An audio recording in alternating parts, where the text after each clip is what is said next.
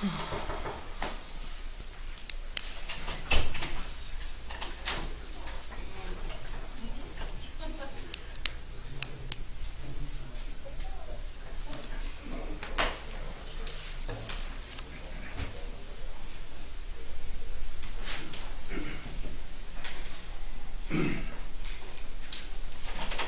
are in the courtroom, Your Honor. Thank you.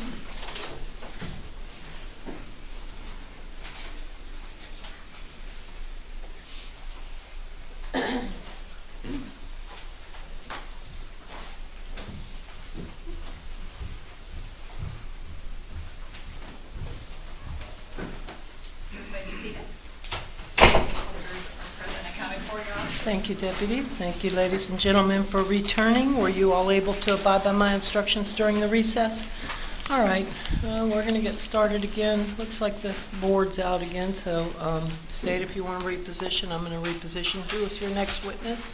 The defense would call upon Michelle Simpson.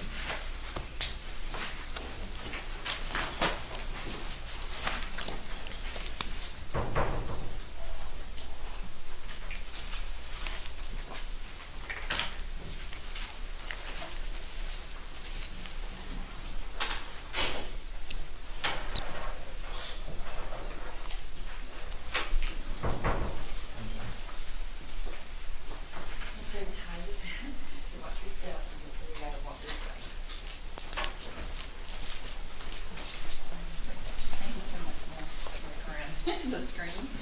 Turn your face, stick back and raise your right hand.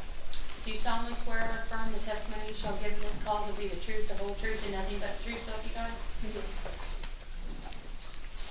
a seat right here.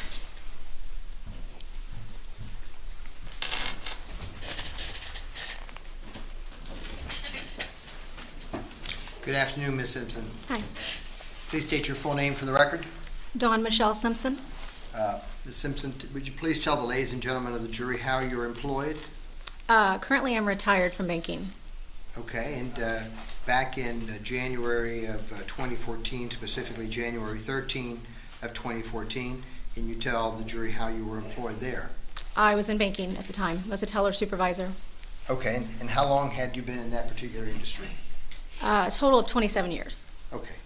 I am going to direct your attention to that day, January the 13th of 2014, and ask you if you had an occasion that afternoon to go and visit the Cobb Theater. I'm sorry, you... Did you go to the Cobb Theater Yes. that day? Yes. Okay. I know you're a little nervous, right? Yeah. Okay. I want you to relax. Okay. Nothing to be nervous about. I'm just going to be asking you some questions, okay? You had an occasion to go on January the 13th to the Cobb Theater. Yes. Would you tell the ladies and gentlemen of the jury why it was that you were at the Cobb Theater that afternoon? Well, I had taken a personal day from work, and my daughter was looking for movie posters for her room, and that's why I went to the theater, just to ask for movie posters. So you had gone to the movie theater in order to try to retrieve some posters for your daughter's room? Yes. Okay. I am going to show you an exhibit that is exhibit number 1, introduced into evidence in this case. And I'm going to ask you to step down if the court will permit me. Yes. Yes. Let me move to.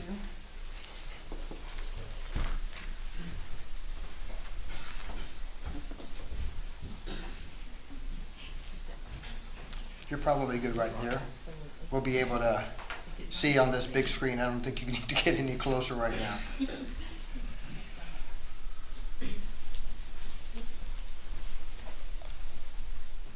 I'm going to show you a portion of exhibit number 1 that's been introduced into evidence. Go ahead, Mark. Matt.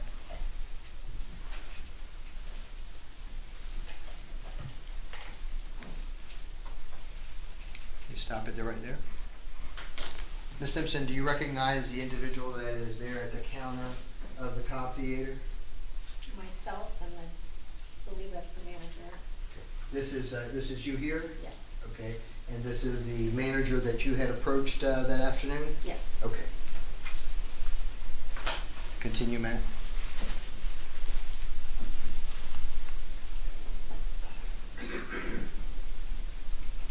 Stop it right there, Matt.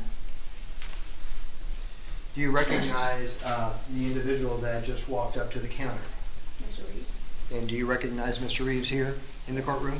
Can you please point out to Mr. Reeves here in the courtroom? And can you tell us what he's wearing? A gray jacket and burgundy tie. Okay. Your Honor, let the record reflect that she has identified Mr. Reeves. And so when Mr. Reeves first walked up to the counter, did you notice anything about him that would have given you an indication that he was angry or mad or anything of that sort? No.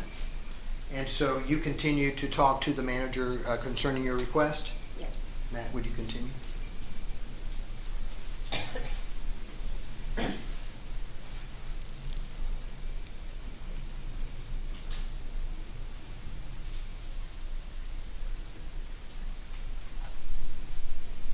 Okay, stop there, Matt. Now, while you were speaking to the manager there, could you tell the ladies and gentlemen of the jury of what you noticed of Mr. Reeves at that point in time? Well, I just noticed that he was off to my left.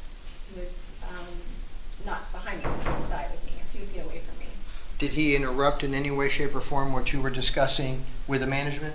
No. Did he appear to be patient and courteous in this whole process? Yes. Go ahead, Matt. Can we stop there for a second? Now, you moved over to one side of the counter, is that correct? Mm-hmm. And could you tell the ladies and gentlemen of the jury what you were doing when you moved over to one side of the counter? I was going to make out a list of the posters that my daughter was looking for to leave with the manager. Okay. And even though you were doing that, were you in earshot of the conversation that Mr. Reeves was having with management there? Yes. And were you able to witness Mr. Reeves' disposition as he was having that conversation there with the manager? Yes. Okay.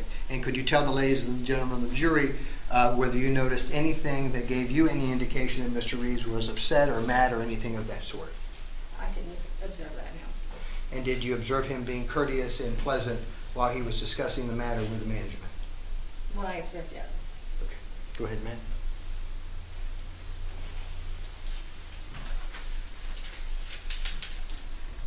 Stop there.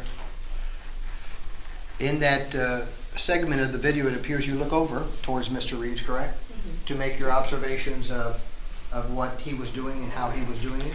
Is that correct? Objection, EA. Suspend. Is it true or not that you looked over there to make your observations? Is it true or not? Yes. It is. Go ahead.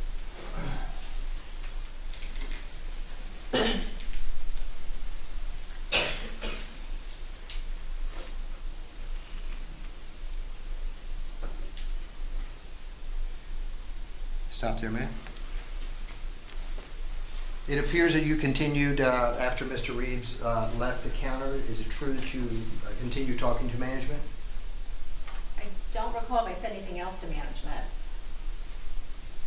Did you get the posters that you wanted? No. Okay. They Can you didn't tell have the ladies and gentlemen of the jury why not? They didn't have them. Okay. And so what did you do at that point in time? I decided to just leave, and I was going to come back at another time and see if they had more posters. You may take your seat. Matt, you can...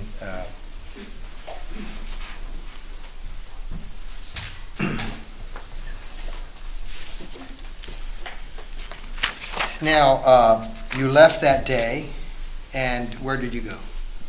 I went home.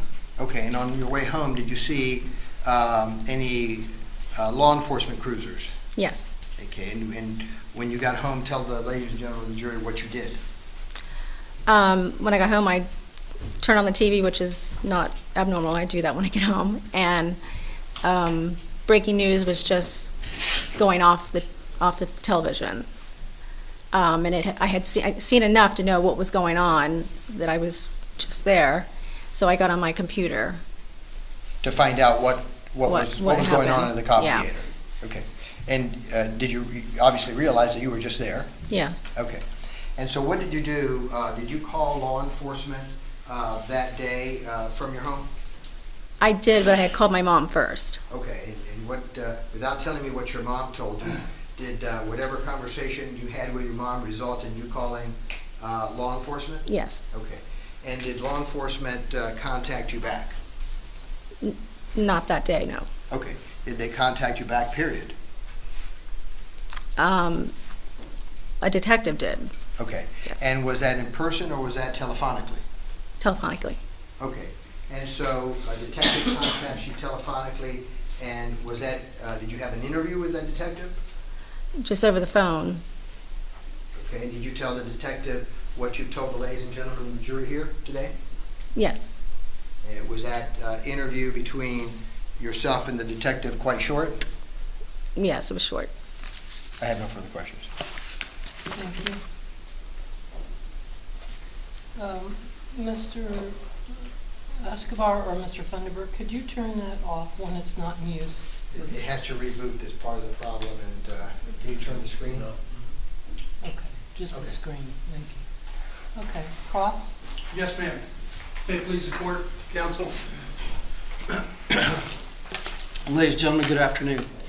Mrs. Simpson, good afternoon, ma'am. Mrs. Simpson, you would agree with me that when you were standing at the service desk and you indicated you saw Mr. Reeves walk up, correct? Yes, Did he exhibit any signs of urgency? no, And what I mean by that, you were standing there, did he tell Mr. Peck, excuse me, I'm sorry for interrupting, but I have an urgent matter that I need to discuss with you? he didn't say that, no, Okay. those words. In fact, did you ever hear Mr. Reeves indicate to Mr. Peck that there was an individual in the theater cursing him? I didn't hear that. Did you hear him say that he had been threatened? I didn't hear that either. Did you hear him say that there's imminent violence, that he needed him to come into the theater right away? No, He didn't say any of those things, did he? no, not in those words. In fact, he never told Mr. Peck that, quote unquote, he was scared shitless. I didn't hear those words, no. Okay. May I have a moment, Judge? You may. I have no further questions, Your Honor. Just Ready to roll?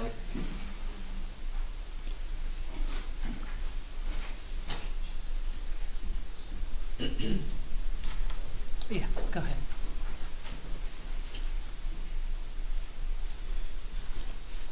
Ms. Simpson, was Mr. Reeves speaking softly, normally, there at the counter? A normal voice that I heard, no, He certainly wasn't speaking like this. no. I have no questions. May this witness be released? Yes, Judge. Yes, Your Honor. All right, thank you, ma'am, you're free to go.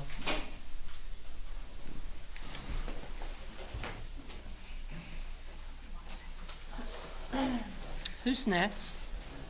Your Honor, the defense would call Thomas Peck. Okay.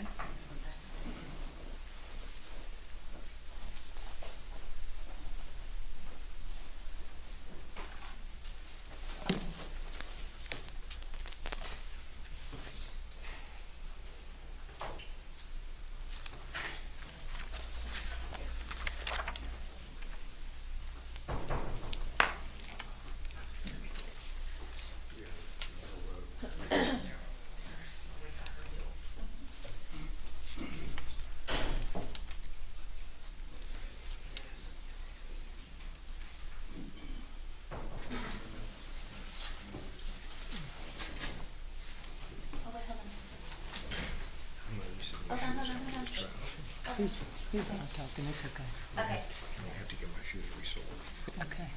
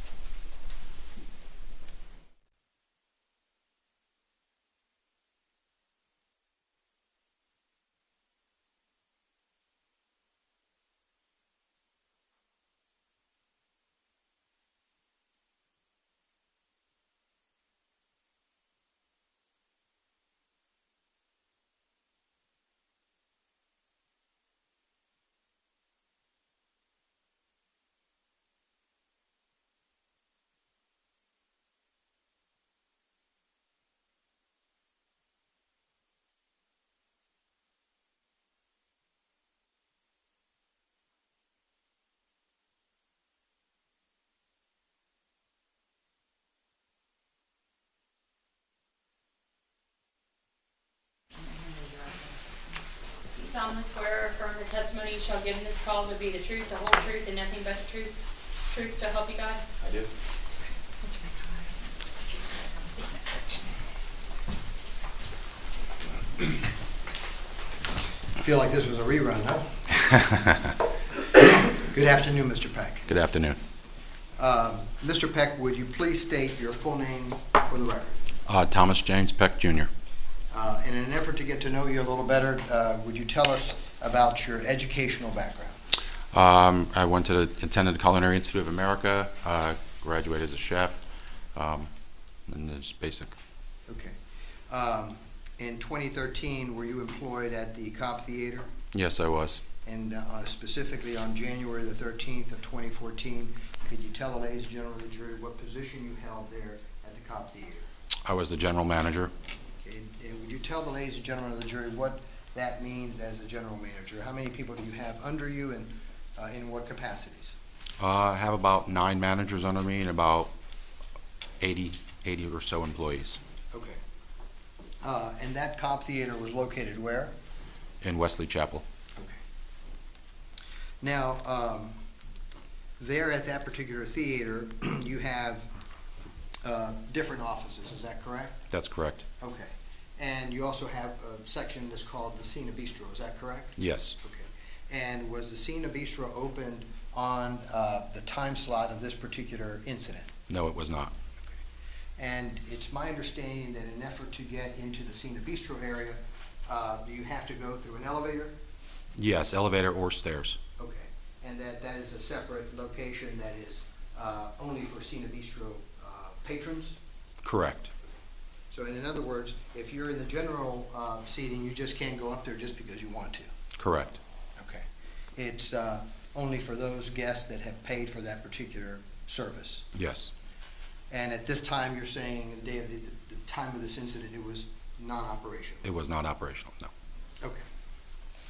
Now, tell me a little bit about the Cena Bistro.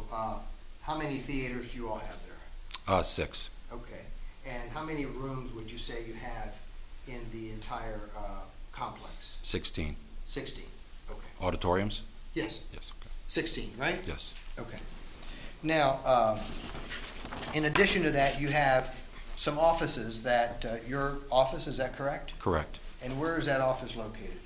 It would be, as you're coming into the building, be to the left-hand side, down by past theaters 1 through 9.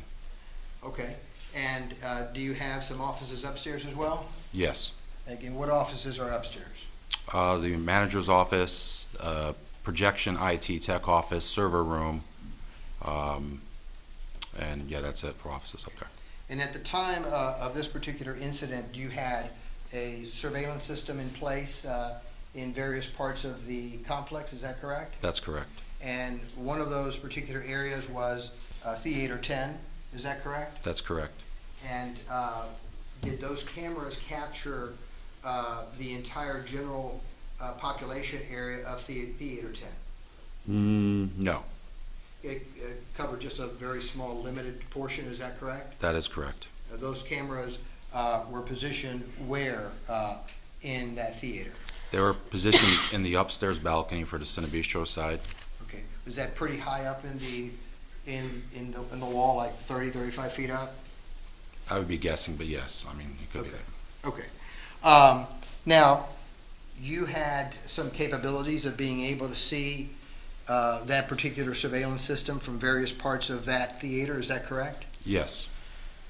And would you tell the ladies and gentlemen of the jury all of the different areas that you could have actually accessed that surveillance system to be able to view it? One access area would be the general manager's office. And where would that be at?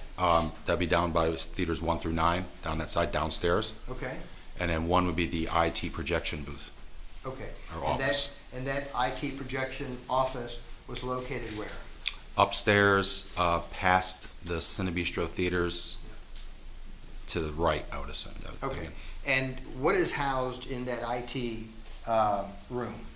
In that particular room, there's DVRs, the tech's PC, and chair office equipment and stuff like that, and other wiring and stuff for the projectors. So all of the DVRs for that surveillance system would be up there in that IT room? Yes, Okay.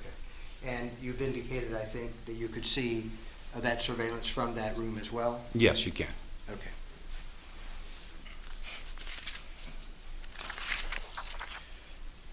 Do you all use that capability, the capability of being able to, either from your office or from the IT room, to view surveillance that is taking place throughout the complex? Yes.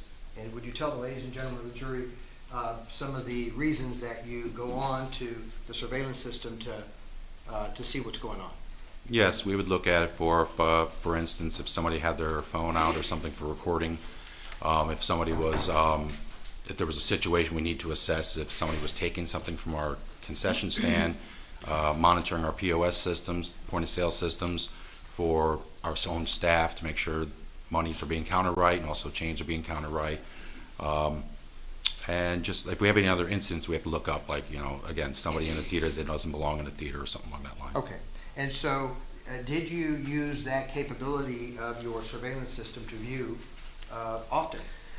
Yes, yes, Okay. And so you were familiar with the operation of it, correct? yes, yeah, the basic viewing operation, yes. Your other managers were also knowledgeable about operating the system? Yeah, somewhat. Okay. And even some of your non-managers were experienced in viewing the system, correct? Yes. Okay. Now, in viewing that system, are you able to actually see the time stamps of when things are happening? Yes, you can. Okay. And so you're able to actually look at the surveillance system and then know when those things that you're viewing are taking place? Based on the timestamps, knowing that timestamp, yes. Okay.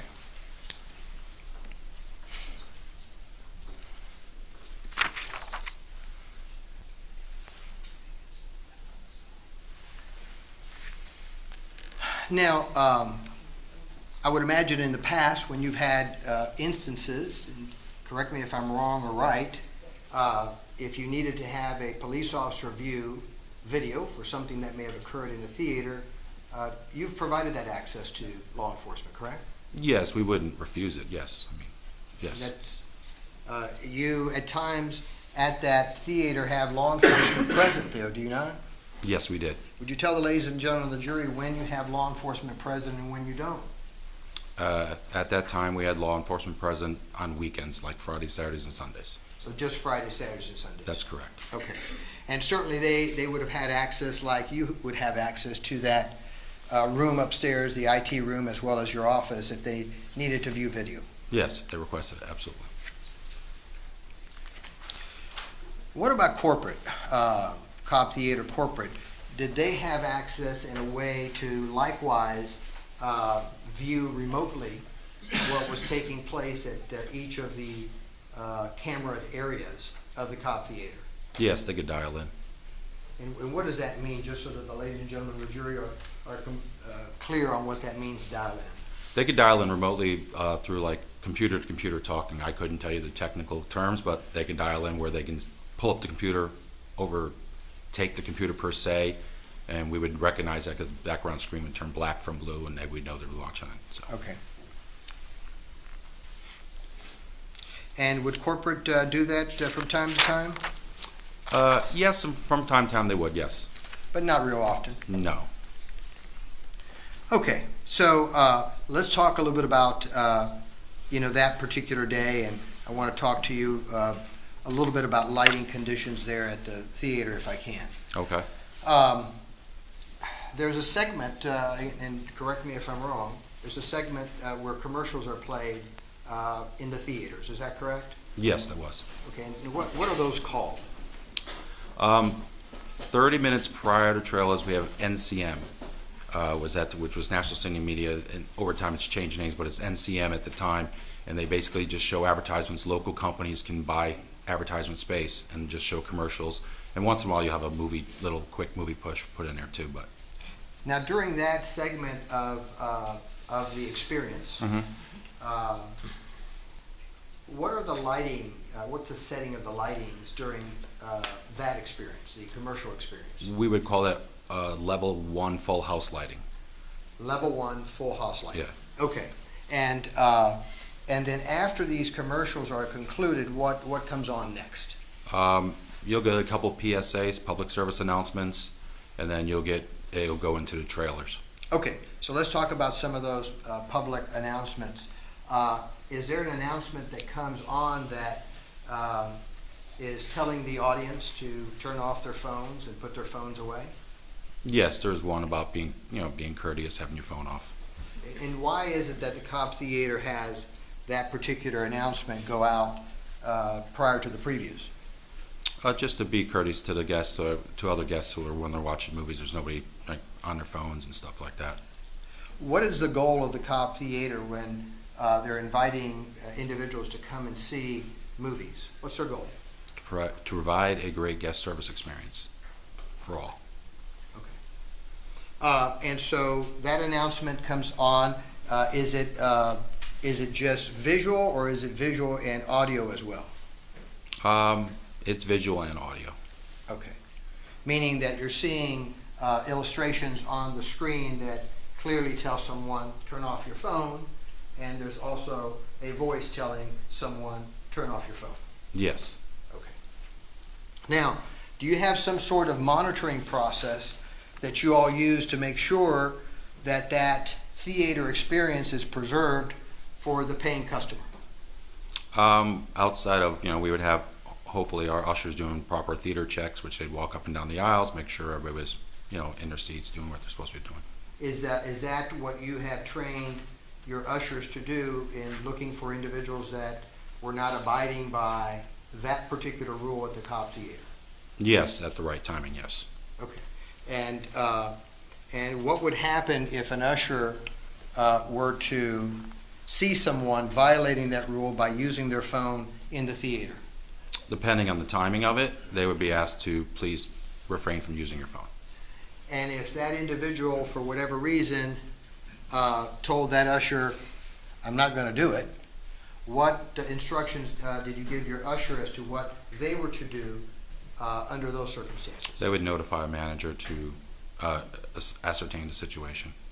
So they were trained to notify a manager to handle that situation from that point forward? Correct. Okay. And you would be a manager? Yes. That they would come to, is that Yes, correct? that's correct. And you had other managers that they would come to as well? Yes. Were you trained by Cobb Theater as to how to handle that situation once that happened, meaning an usher came to you and said, hey, there's some guy, I approached him, he doesn't want to turn his phone off. Were you trained by Cobb Theater on how to handle that matter? Yes. And so what would be the next step?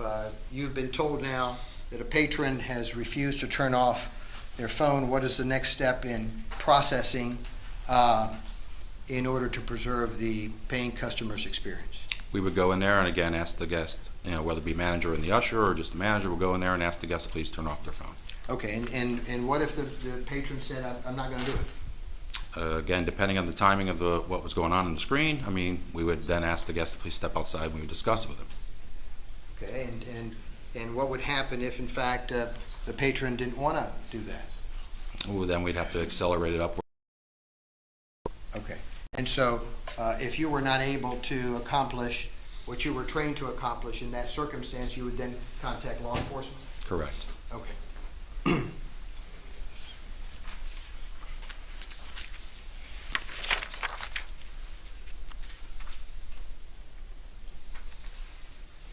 How long is that announcement telling people to turn off their phones? I would say 20, 30 seconds, somewhere around there. Okay.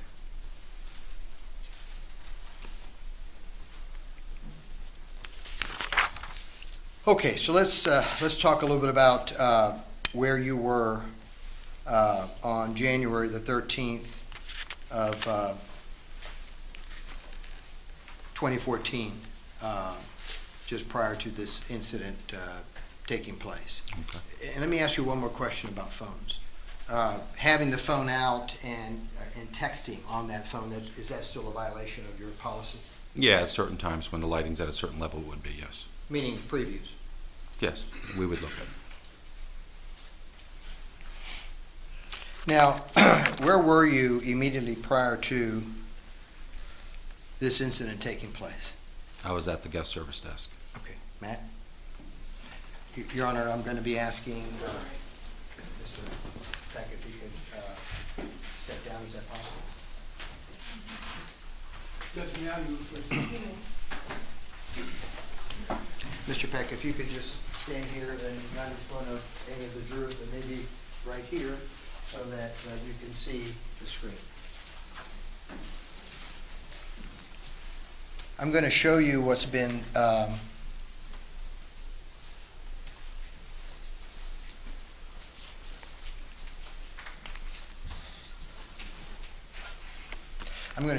entered into exhibit as exhibit number 1, into evidence as exhibit number 1. And I'm going to play a segment of that and tell me if you recognize what's being shown on this exhibit. Go ahead, man. Stop. Now, Mr. Peck, do you recognize the individual that is seated here? Yes, that's myself. That is you? Yes. Okay. And do you recognize this young lady here that is standing there talking to you? Yes. Okay, and tell me what was taking place at that time as you appeared to be having a conversation. Is that correct? Yes. And what was that conversation about? I believe it was about, she was asking for movie posters. This young lady was asking for movie posters? Yes. And what instructions were you giving her in an effort to accommodate her request? To write down what movie posters she was interested in and phone number, contact information, stuff like that. And you were going to try to get those posters for her? We would try. Okay. Go ahead, Matt.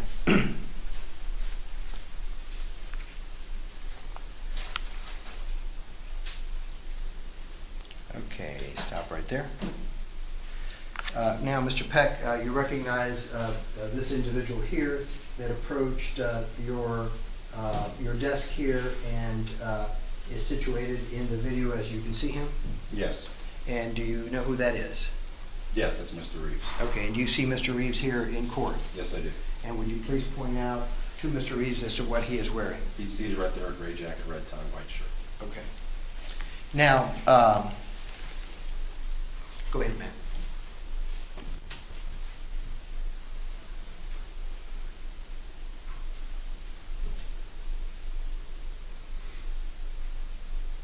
Stop. Now, did you notice anything while you were having this conversation with this young lady that caused you to be interrupted at all by Mr. Reeves? Not that I recall, no. Okay. Did it appear that he was waiting there patiently while you were finishing your conversation? By viewing it, yes. Okay.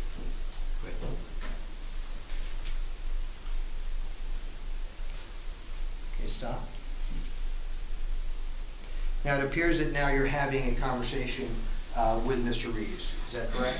Yes. Okay. At any point during that conversation, did you get any feeling that he was angry, upset, mad, anything of that sort in the conversation that you were having?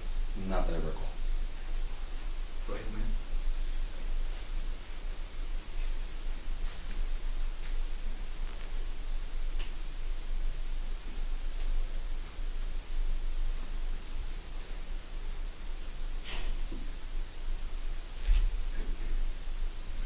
Okay, stop that.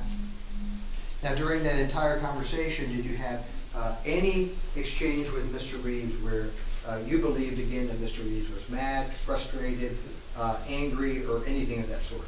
Not that I recall. Did he appear to be polite in the conversation that you had with him? I don't recall the conversation, but, I mean, looking at the appearance, yes, it appears fine. If he had been mad, upset, or what have you, is that something you think you would remember? I would think so. Okay. And so it appears that he looked back at one point in time in the conversation. Is there a sign that says Theater 10 right behind where he was positioned? Yeah, it would be up right outside the auditorium, so. And it's right number 10, Mhm. that's right under the door Yes. as you go in? Okay. You may take your seat.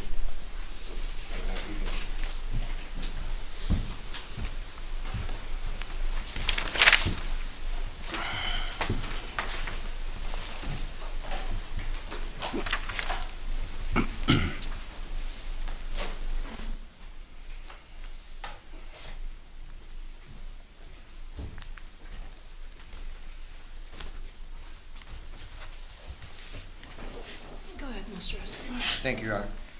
Now, Mr. Peck, shortly after that conversation that you were having with Mr. Reeves, tell the ladies and gentlemen of the jury what takes place next.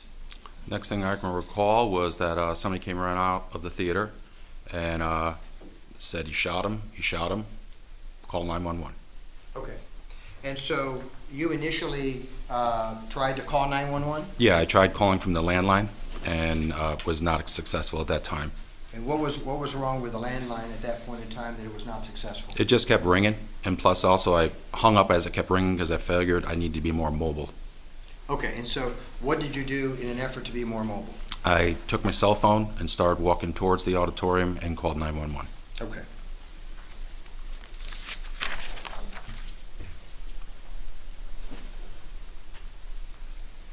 Did you in fact reach 911?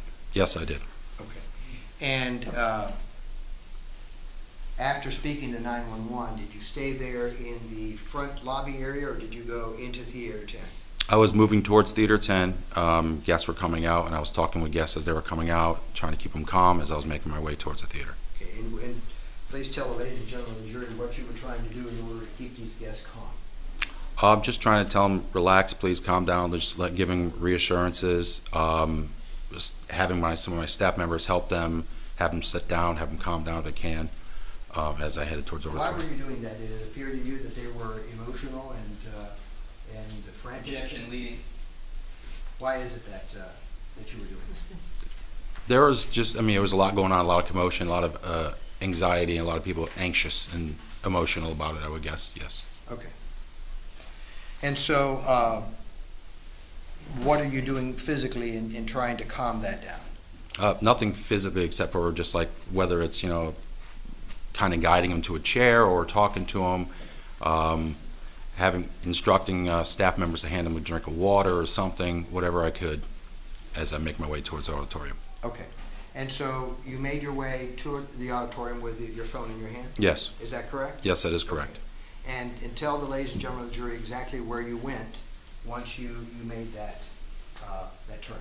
I went into the auditorium 10, walking down the right-hand side of the hallway, and took a left around the, I guess it's the wall, and started walking up the stairs Okay. And what was your purpose in doing that? to let 911 know what was going on at that time and to see what was going on as well. Were you talking to 911 at the time? Yes, I was. Okay. And so you get up those stairs and tell me what you're doing once you reach the top of those stairs. First, I noticed Mr. Olson on the floor, unfortunately, and then I also noticed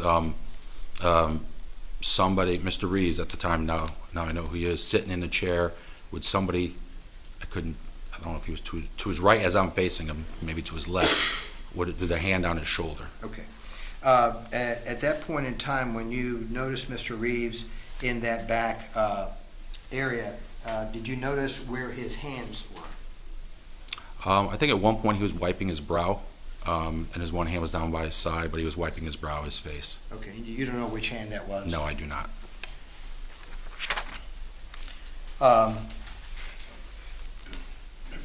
In your conversations with the operator,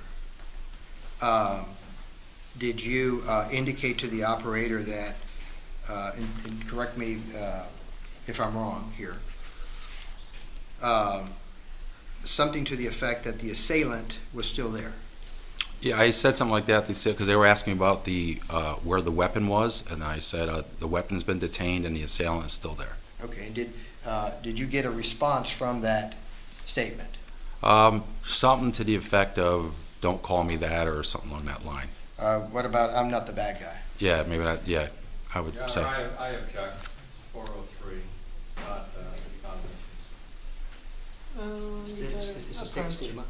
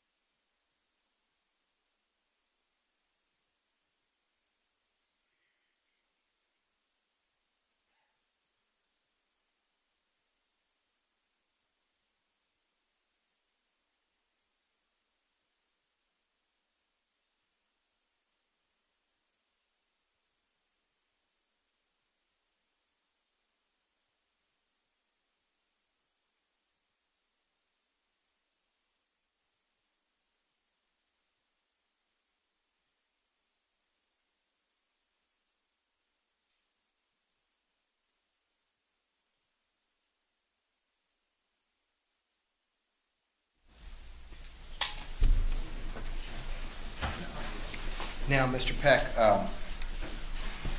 following that conversation with 911, did you contact corporate? Yes, I did. Okay, and tell the ladies and gentlemen of the jury how it was that you contacted corporate there from your building. On my cell phone. Okay, and did you advise corporate of what was taking place? Yes, I did. Okay. Now, obviously you were aware that there was a surveillance system that was in place, correct? That's correct. And did you, at that moment, go and view the surveillance system yourself? No, I did not. Do you know if corporate was actually utilizing the remote capabilities to view the surveillance system? I heard they were, yes. Well, did you not only hear that they were, did you see that they were? I did not witness that, no. Okay. So, let's talk about that. You now have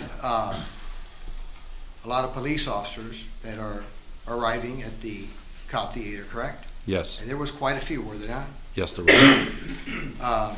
And did you, at any point in time thereafter, as they were there in the cop theater, did you go and meet with one of them and say, you know, come with me to... Objection, leading. I will change that, Your Honor. Do you agree or disagree whether you went and summoned some police officer to go view the video? I did not. Okay.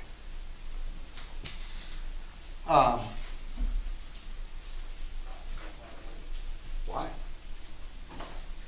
Just a lot going on that day. We were running around doing a lot of different things, talking to people on corporate phone, ascertaining the situation, going back and forth, helping guests, helping staff, keeping staff calm. Well, but if you're going to view those surveillance films for something that is much less serious, right? Someone, you know, stealing something from somewhere in the theater, or you know, someone, you know, violating some rule of bringing in their own popcorn or what have you. Why not do it for this? There wasn't the timing to do it at that time. I was too busy doing other things at the time, so I wasn't going to sit down and watch a video. Would you agree or disagree with me that corporate did not want you to turn over those videos to law enforcement? They didn't want me to be involved in it, no.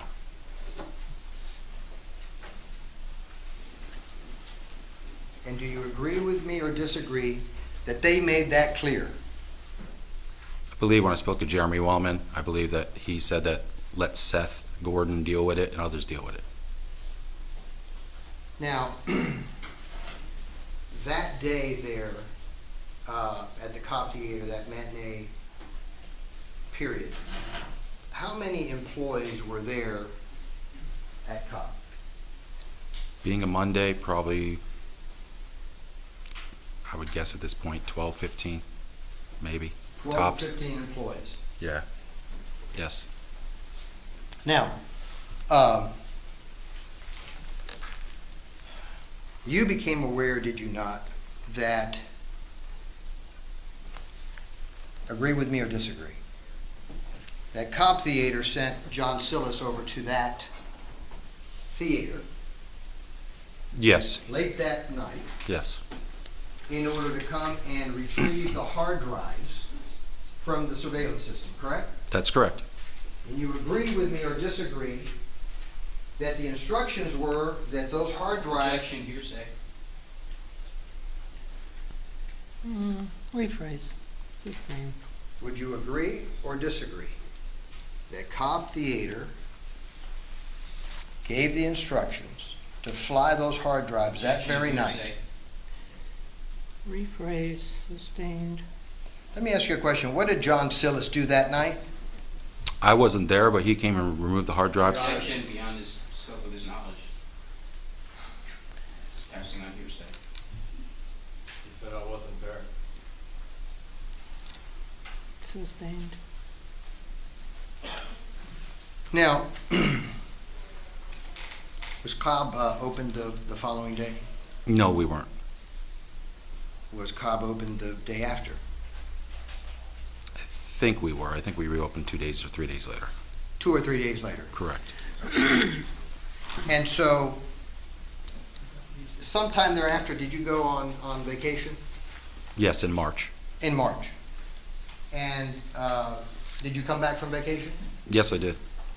When you came back from vacation, was the same surveillance system in place? Same system, new DVRs. New DVRs? Correct. New hard drives? Yes. Would you tell the ladies and gentlemen of the jury where the hard drives that were in that surveillance system were the day following this incident? Your Honor, I'm going to object. There's no predicate laid that he has any personal knowledge of that. To the extent he knows, overruled. Where were those hard drives? From what Fred Myers told me, they were shipped to. Hearsay. Approach.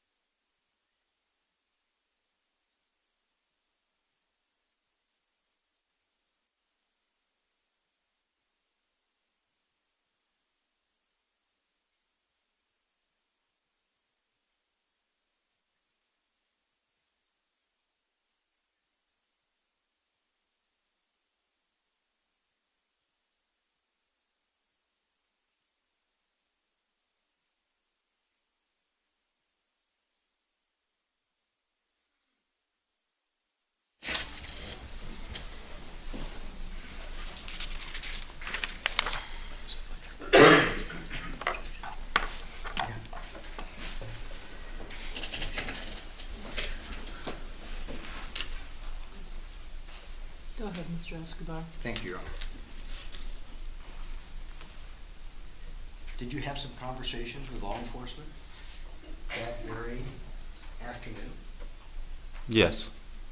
And do you have any recollection of those conversations? No, I do not.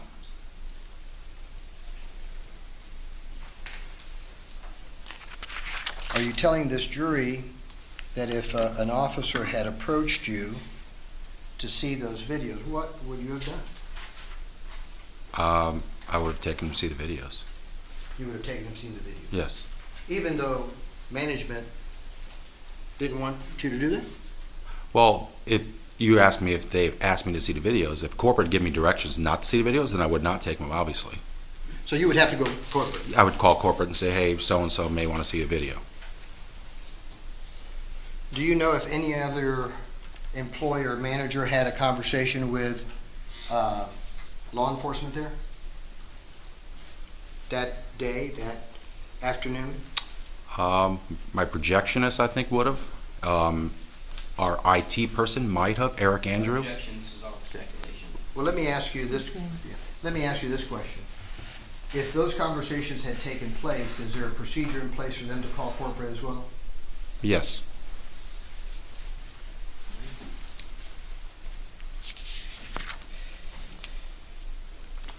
Did any police officer interview you concerning the contact that you had with Mr. Reeves there at the front counter?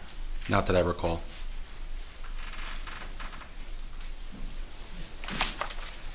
Had a police officer asked you those questions, would you have answered them as you've answered them today here in front of the jury? Yes.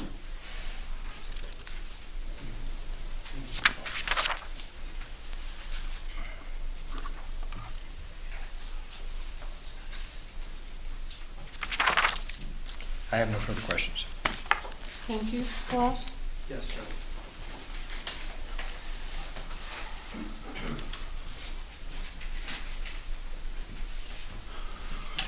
May it please the court, counsel. Mr. Peck, good afternoon. Good afternoon. Mr. Peck, you would agree with me, would you not, that the phone rule is relaxed during previews Yes, and it's strictly enforced during the movie? our correct? focus is on the movie feature. Okay. And you would agree with me that that rule is on a case-by-case basis, That's correct. correct?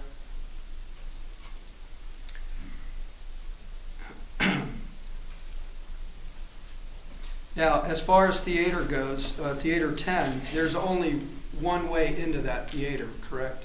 Correct, yes, one door, All right. or two doors, but one way entrance, yes. And is it fair to say that the goal of Cobb, or the goal of Cobb back then, was you wanted the patrons to have an Oscar moment? Oscar-winning moments, yes, sir. Okay. You indicated on that date, you saw yourself in the video, you were at the service desk, That's correct. correct? Yes. What were you doing at the service desk? On a Monday, probably looking at our P&Ls, looking at different things on the computer, talking to guests as they come up, talking to different people as they approach. Okay. You would agree with me, would you not, though? You weren't busy. I mean, we weren't that busy, no, at that Right. moment, no. And in fact, during that time period, you were having trouble with the sink upstairs, were you not? I believe so, yeah, Okay. yes. And then a young lady, Miss Simpson, came in, correct? Correct, She was asking you for posters, right? yes, And we even see you grab a pad and a pen, and I think you indicated, okay, write them down, the ones that you're looking for, correct? correct, As you're doing so, you would agree with me that Mr. Reeves comes up, yes, right? And you would agree with me also that he never exhibited any type of urgency, correct? yes, He never said, excuse me, ma'am, but I need to talk to the general manager or the manager right away. I've got an urgent matter, right? yes, And in fact, when he spoke to you, he never used the F word, did he, Mr. Reeves? not that I recall. Okay, if he had, you would have remembered it, right? I would think so, yes. That's something you would definitely remember, correct? I would think so, yes. All right? I mean, it's not every day that there's a shooting in your movie theater, correct? It's correct, And in fact, you indicated to Mr. Escobar, you do not recall a lot of the events, correct? correct, You would agree with me, Mr. Peck, that you were sued personally as a result of this. yes. May I have a moment, Judge? You may.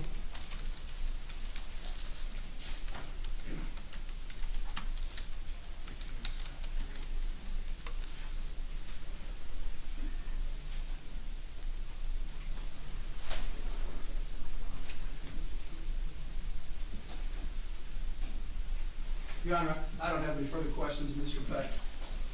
Thank you. Redirect? Mr. Peck, you agree or disagree that the announcement that comes on before the previews to turn your cell phones off and put them away apply to both the previews and the movie? Yes, And you would agree with me, would you not, agree or disagree, that you enforce that rule for previews and movies, correct? yes, we try to. You agree with me or disagree that you don't tell the patrons as they're coming in, hey, listen, phone use in the previews are okay. That's correct. So are you telling this jury then that it is okay? Objection, leading. Do you agree or disagree? Sustained. Do you agree or disagree that based upon the rules that were in place on January the 13th of 2014, that the minute that announcement comes on, it was telling your patrons to turn off their phones? Yes, I would agree, it's telling them to turn off the phones. And your ushers monitor that period of time after the announcement is made to make sure that the theater experience is preserved, correct? Yes, So when you said on cross-examination that that announcement did not pertain, was not enforced during the previews, that was not correct.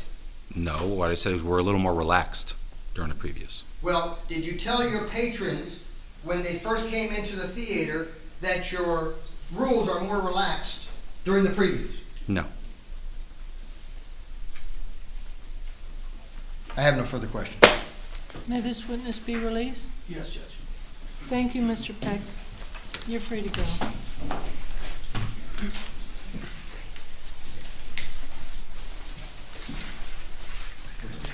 Thank you. Yeah.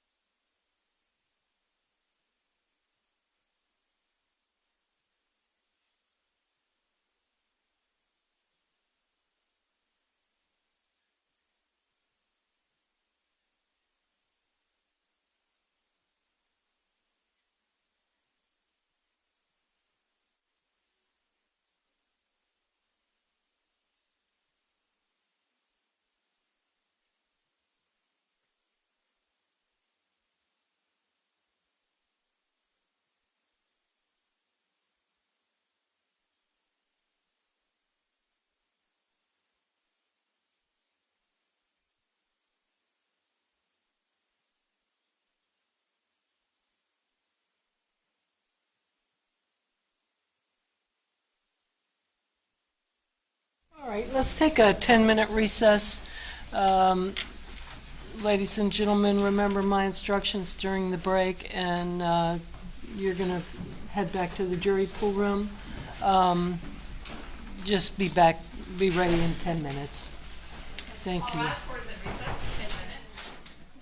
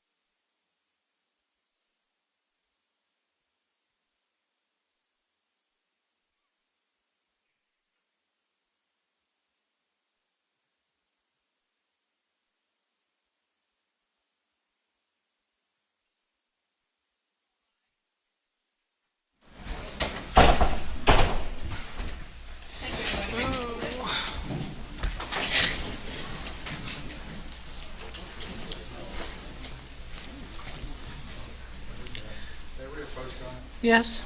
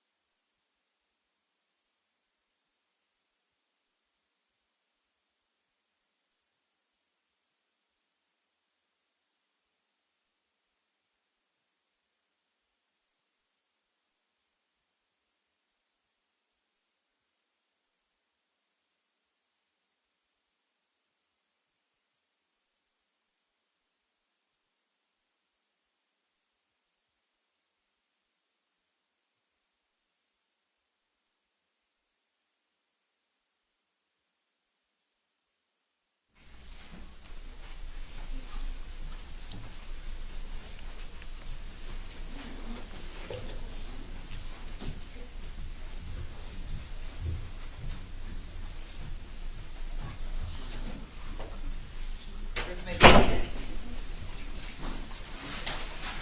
Yours are present and accounted for, Your Honor. Thank you, Deputy. Thank you, ladies and gentlemen. Were you all able to abide by my instructions during the recess? All right. Then we'll begin. Mr. Michaels? Your Honor, the defense calls Dr. Bernard Adams.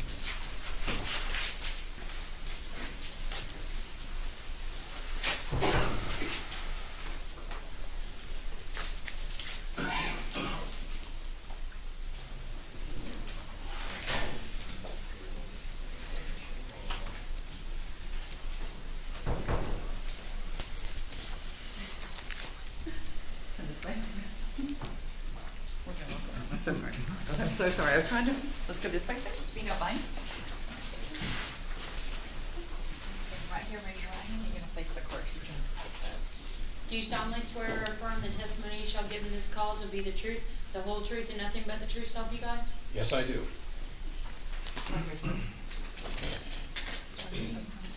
Thank you.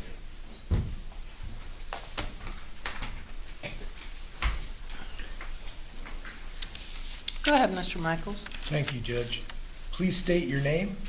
My name is Bernard Adams. Could you spell your first name for the court reporter, please? That's Vernard. And what is your profession? I'm a consulting forensic pathologist. Okay, so you're a medical doctor. I am. Let's talk a little bit about your education. Before I go over some of your background and qualifications, and Your Honor, I've shown this to the state. They don't have an objection. This is the defense exhibit marked M. I'm going to approach the witness and leave it there with the court's permission. You may. We're not offering to enter this into evidence. Right. Okay. Recognize that? I do. Okay, and what is that? My curriculum vitae. Okay, will that help you go over some of the details of your long career? If you get into enough detail, yes. Okay, let's start out with your bachelor's degree. Where is that from? The University of Maine at Coronal, And what year did you graduate? 1975. And did you have were you recognized with any distinctions or honors that speak to your academic excellence? Uh, At this time, the state will stipulate that he's qualified to testify in the areas that I'm in which you're testifying, and he may render his opinion. And I appreciate that. We're still going to go into the background. Okay, Thank you. thank you. Any honors? Yeah, Phi Beta Kappa, Phi Kappa Phi, and the degree was with highest distinction and high honors. I did have to refer to that. Okay. Well, it's 75. So let's go to your medical doctor. Where did you go to medical school? Tufts, And where's that? Boston, When did you graduate? 1979. Now let's talk about any sort of residency or fellowship training you did. Okay. Out of medical school, my first year of residency training was in anatomic pathology at the New England Medical Center, which is now known as the Tufts Medical Center. What's anatomic pathology? Anatomic pathology encompasses the work that pathologists do in a hospital, including mostly reading surgical biopsies under the microscope, doing pap smear readings, and the occasional autopsy in a hospital. Excuse me, I don't know, but there's a lot of artifacts in the middle of the courtroom, plus to the side. I'm just trying to figure out where I can move so I can see the witness. So may I just figure that out? Can this be moved back anywhere until he's ready to use it?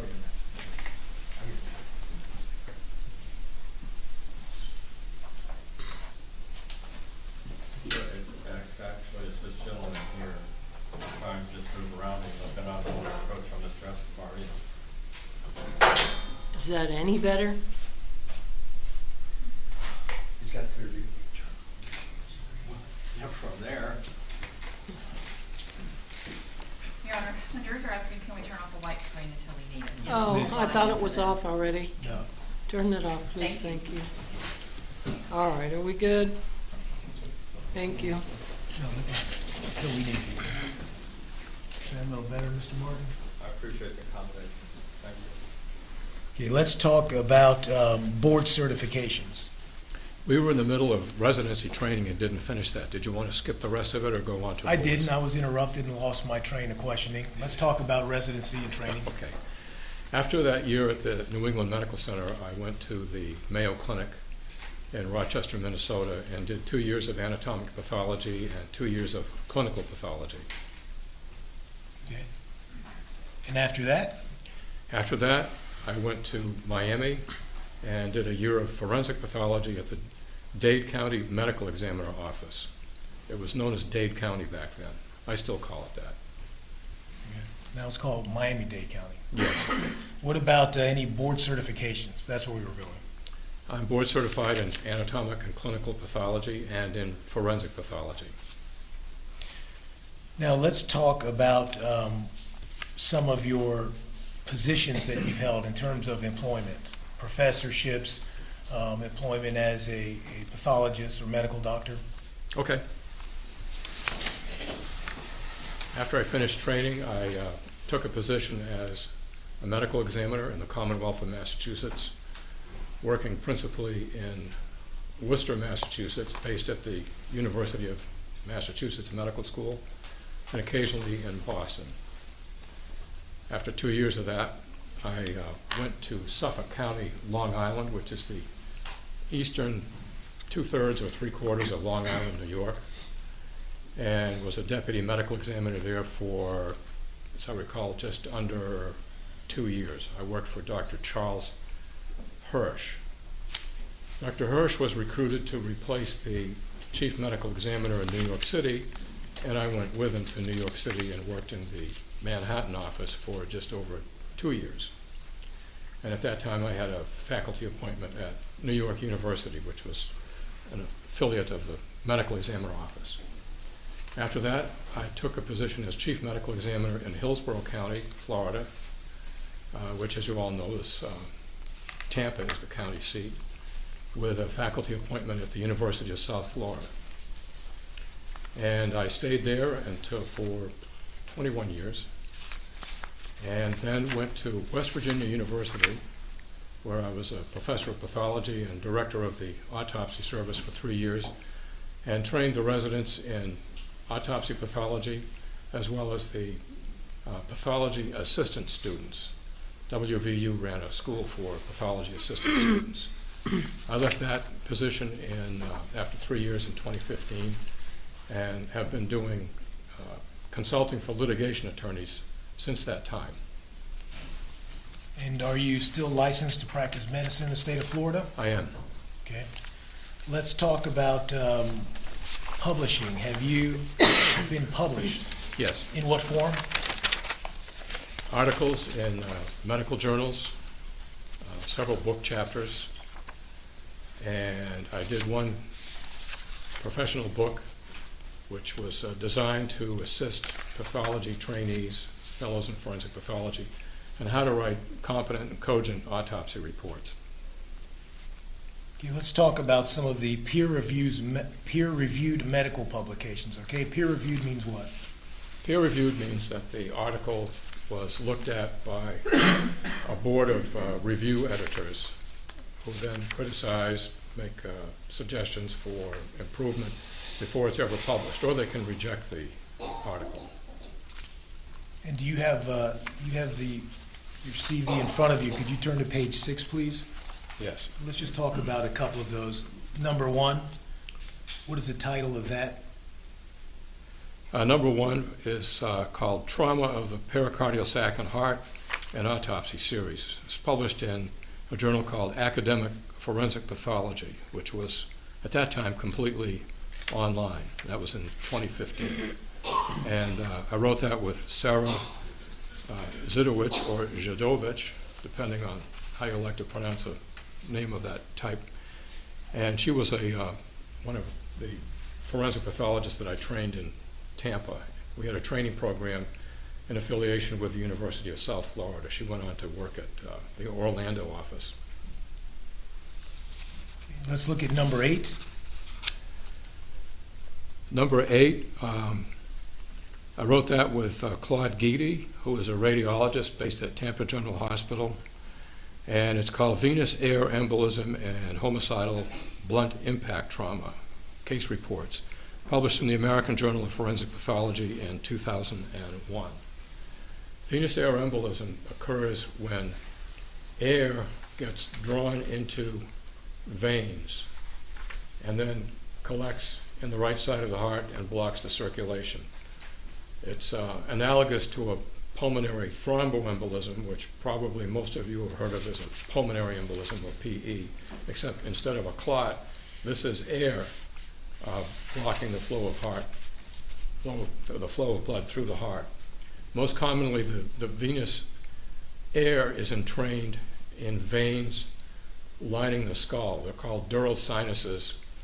They're formed by infoldings of the dura mater, which is a tough, gristly-like tissue that lines the skull, but also has infoldings and serves to form veins in the skull.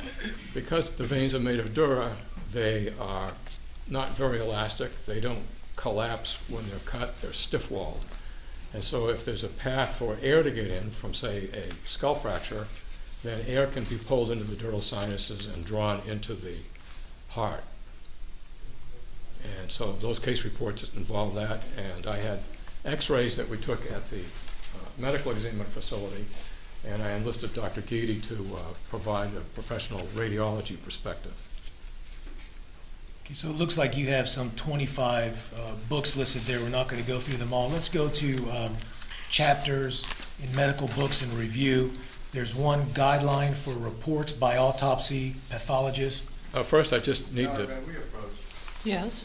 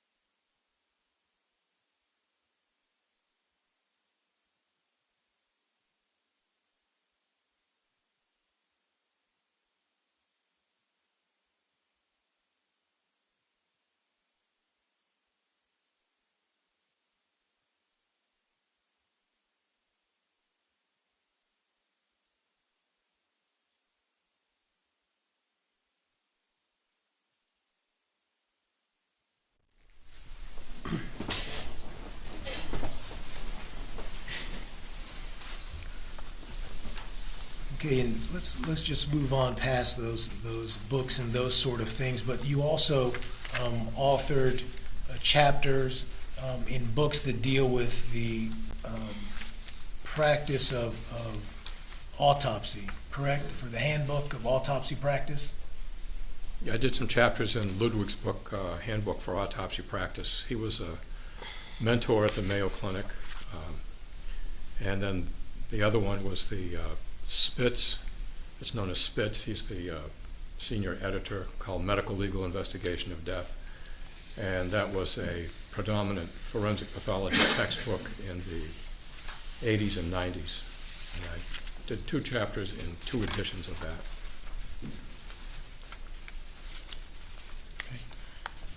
And were you also involved in practice guidelines for Florida medical examiners? Yes, And that's over a period of years, correct? yes. Okay.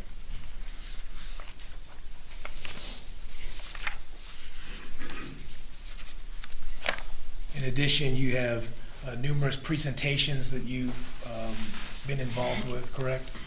At professional societies, yes, a few, yeah, Lectures as well. yes. Now, in this particular, let me ask you this, have you ever been qualified as an expert in the field of pathology and the field of medicine? I've been qualified as an expert in the field of forensic pathology. Okay, and how many times? Over 300, could be 400. I never kept count, so that's an estimate. In state and federal court? Yes. And how many autopsies do you think in your career that you've performed? That I have counted. It's 6,800. What percentage do you think of those were as a result of gunshot wounds? Well, let's do it this way. About 10% were homicides, and most of the homicides, probably 2/3, were from firearms. And then there are accidents. There aren't that many accidental firearm deaths. There are a few hunting accidents. And then there are suicides, almost all of which, if they involve firearms, involve handguns, but some long guns.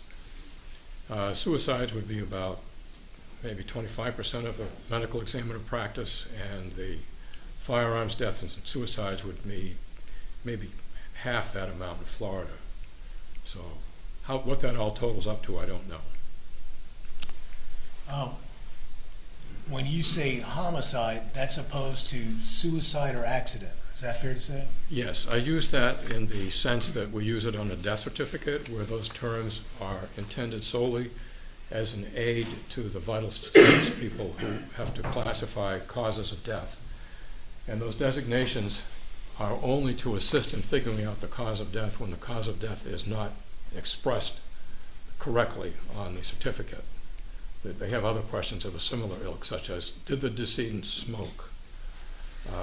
Where did the injury occur? And that sort of thing, all designed to help them deal with causes of death that aren't written quite the way they should be. In other words, my question to you is, a medical examiner, if they put the cause of death is homicide, they certainly aren't commenting on whether that homicide was justifiable or not. No, and it's not even binding on anybody. It's not binding on a court. It's not binding on any lawyers. It's not even binding on the Register of Vital Statistics in Jacksonville. Why the Register of Vital Statistics for the state is in Jacksonville and not Tallahassee, I don't know. There's a story there, and I don't know what it is. But that's where it is. Now, for this particular case, you were provided, for instance, an autopsy report of Chad Oulson. Yes. You were provided some photographs. Yes. Including the photographs of the autopsy of Chad Oulson, Mr. Olson? Yes. Okay. At this time, I'm going to show you a photograph. It's already been entered into evidence by the state. It's State Exhibit number 60. Mr. Thunderbird, if I may.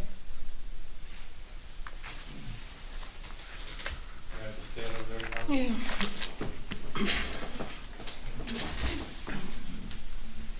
I just move this up just a bit, Your Honor. Not too far.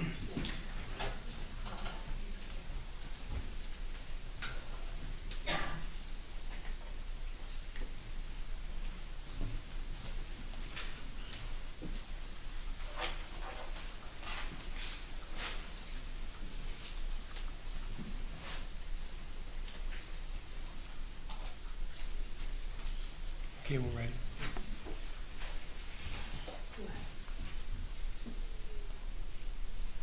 If you would, may I have the witness step down, please? If you would step down, please, doctor.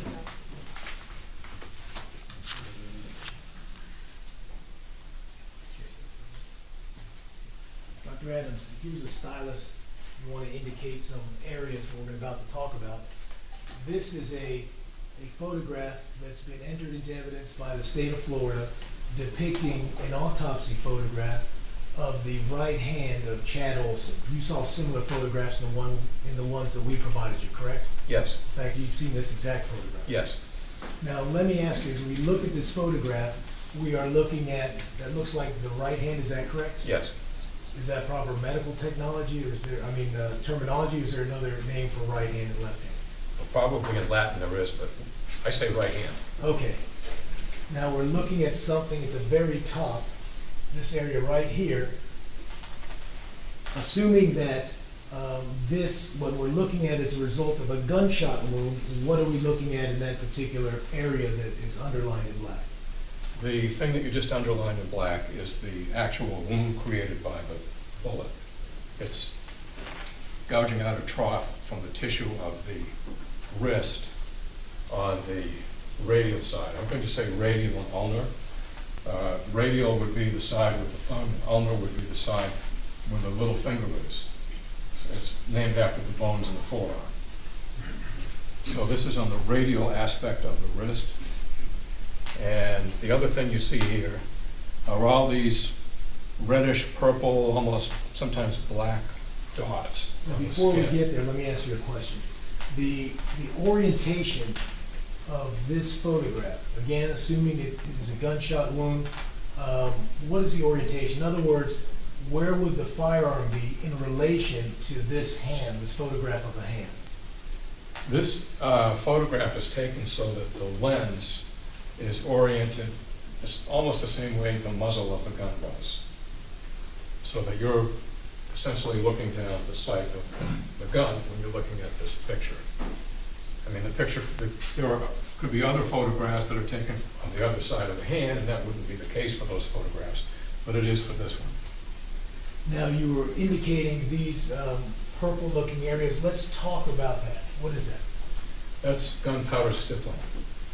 That's caused by having partially burning flakes of gunpowder strike the skin. They can strike other things too, but in this case it's the skin.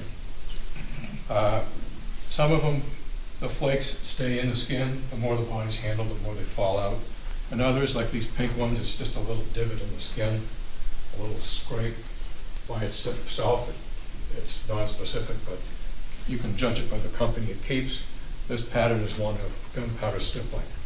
The gunpowder stippling effect like this, where you see stippling but no soot, is typically for a standard handgun anywhere from 2 to 18 inches from the muzzle. Now, let's talk about, you said no soot. What would soot be an indication of? Soot is deposited when the skin is within a couple of inches of the muzzle. Beyond that, the soot doesn't, it's not apparent. So the range between the muzzle, which is what, the very tip of the firearm, Right. to the wound itself, based on the stippling, is what's the range again? Somewhere between 2 and 18 inches. This is moderately dense, so it's somewhere in the middle of that range. It's probably not out to 18 inches, and it's probably not 2 inches. And what else does this kind of grouping of stippling tell us in terms of location of the firearm?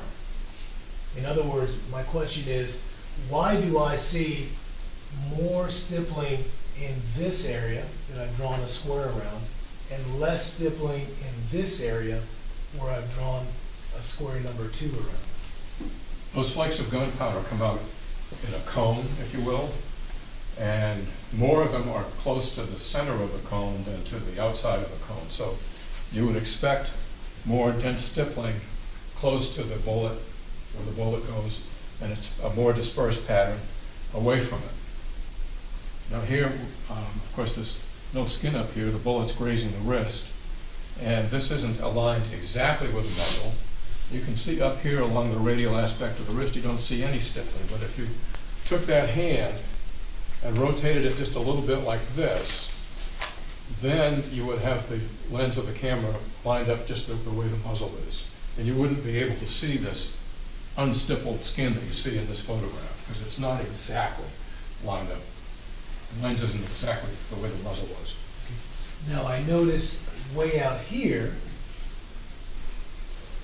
put a little triangle, we see what may be a speck.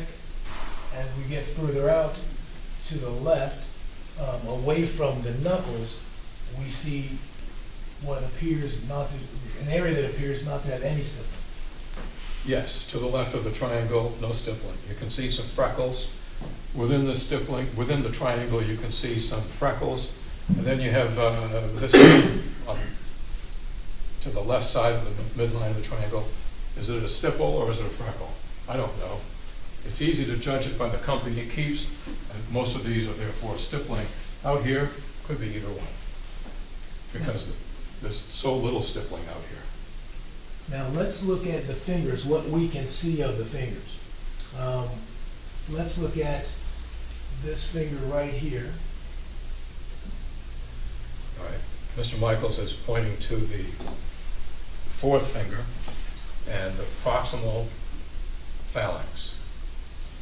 And That's a word for the bone in the finger. 3 phalanges to each of the 4 fingers, 2 to the thumb. I mentioned that only for the record. I appreciate that, and I won't remember what to call it again, but I appreciate The that. court reporter will. Thank you. And so I don't see any stippling there. Is there something that I'm missing? Do you see any stippling there? I don't. It's a little bit in shadow, but it's illuminated well enough that you can see that you can't see any gunpowder stippling on the skin of those proximal phalanges of the fingers. Now, based on the pattern that we're seeing of the stippling, if the fingers were extended out, would you expect to see stippling in that area?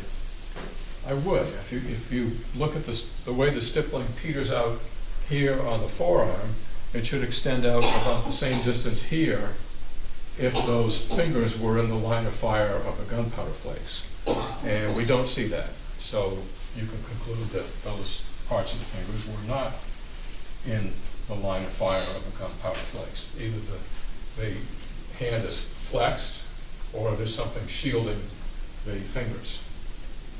And when you say flexed, are you talking about like closed, like grabbing something? Flex means, the fingers are closed. My anatomy professor said the easiest way to remember flexion and extension is to picture a bear cub on a telephone pole. Everything that makes the bear cub hold on to the pole is flexion. And would the stippling and the lack of stippling on the fingers be consistent with a hand that at the time that this trench and this stippling was created is what we see consistent with the fist? It is. Okay, thank you. You can take your seat again, please. Well, Your Honor, maybe not. Maybe we can use the demonstrative aid at this point. Can we turn this off, please, Mr. Funderburk? What we're going to do, Doctor, we're going to talk about some of the body's vulnerabilities.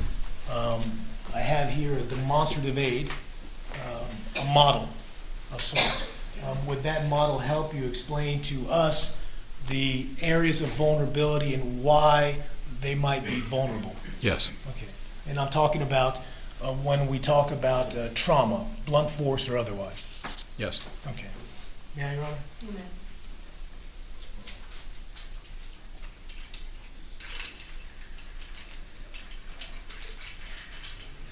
You can come down, please, Doctor.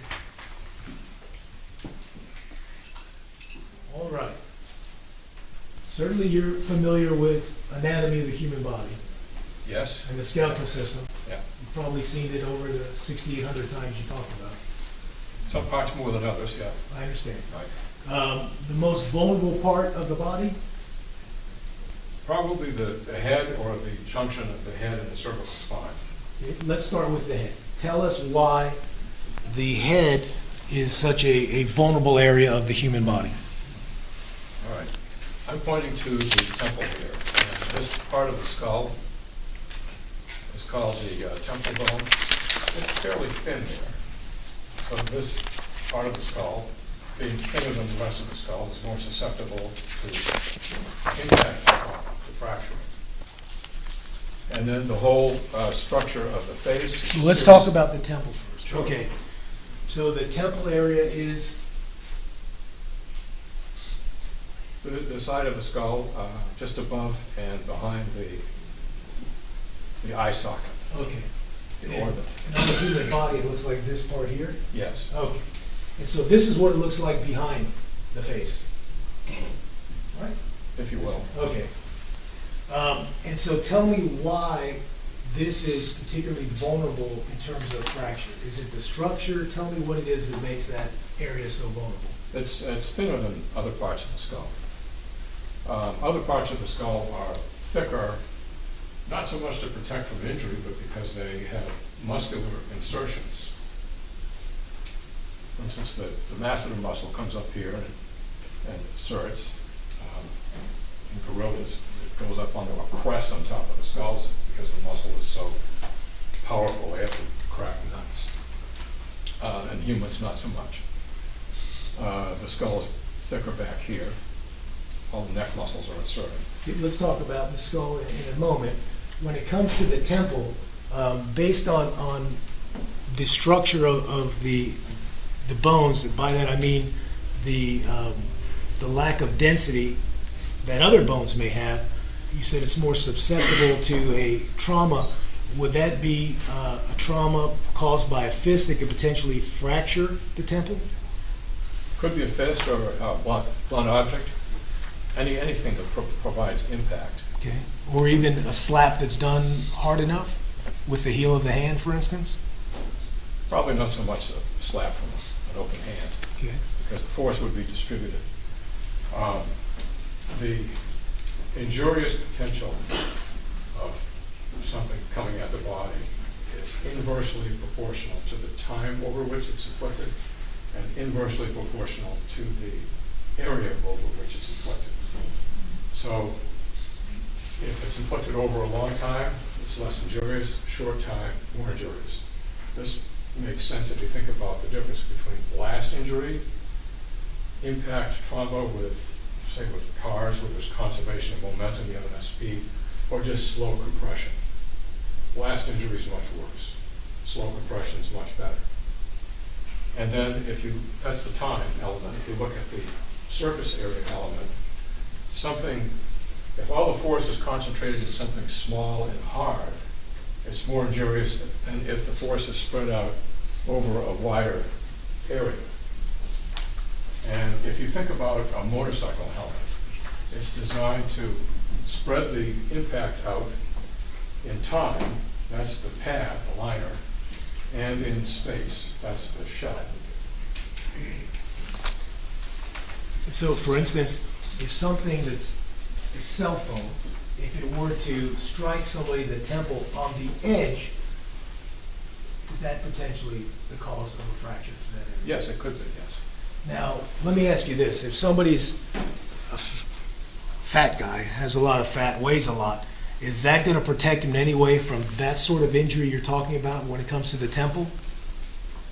No. I mean, there's a little bit of extra fat in the scalp, and people who are obese, particularly morbidly obese people, but it's not much. Their increased fat depots are largely elsewhere, usual places, the abdomen, buttocks, to some degree on the extremities. Now, before, I know you're talking about the face, what about other parts of the skull? Let's talk about that. Well, before we leave the temple, I wanted to mention the epidural hematomas. There are arteries that supply the skull, and they run on the inside of the skull, between the lining dura mater, I mentioned that earlier, and the skull itself. So if there's a fracture and the two pieces of bone are displaced during the instant that the fracture occurs, then one of those arteries can be torn. The one most likely to be torn is the middle pharyngeal artery, which is right here in the temple region. So if you get a tearing of that artery, the person doesn't bleed to death. What happens is there's an accumulation of blood, arterial blood gets pumped in, and it strips the dura off the skull, forms a hematoma, and then that dura, being pushed by the hematoma, presses on the brain. The brain doesn't like it when it's subjected to local pressure like that, and the brain then shifts. It can herniate through holes in the base of the skull if there's enough pressure, or the brain can simply develop swelling and edema in that area with this increased pressure. While we're talking about the brain, let me ask you this: as a person ages, does that affect the size of the brain within the skull? It does. With advanced age, the brain actually shrinks. Would it help you to be able to illustrate that for us? Sure. To explain it, Mr. Funderburk?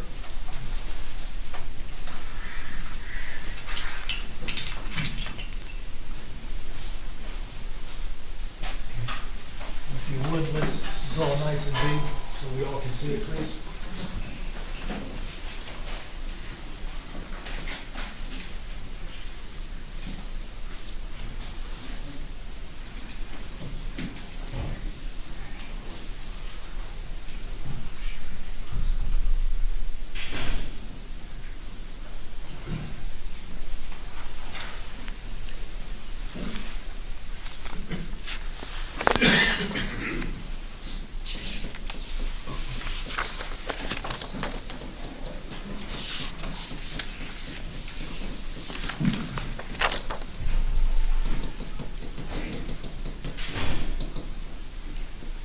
I'm not a great artist, but I think this might help to illustrate it.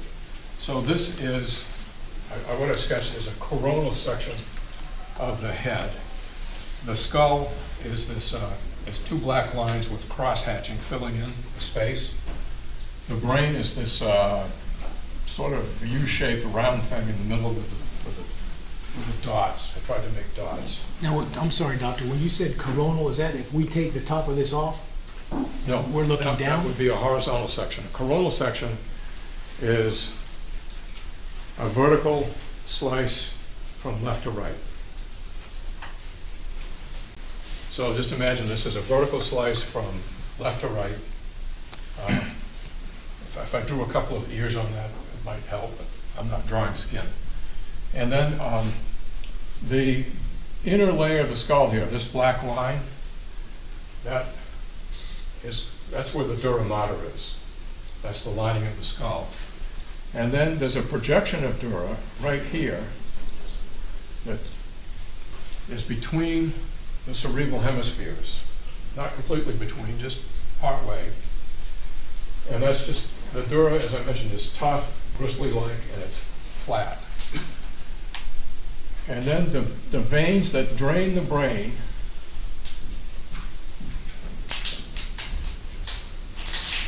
drain right up into the base of that falx cerebri, which is that, it's called that because it's sickled shape. That's falx, Latin, I guess.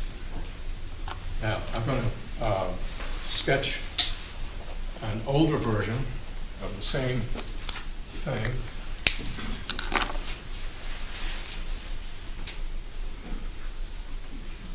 And I'm going to just exaggerate.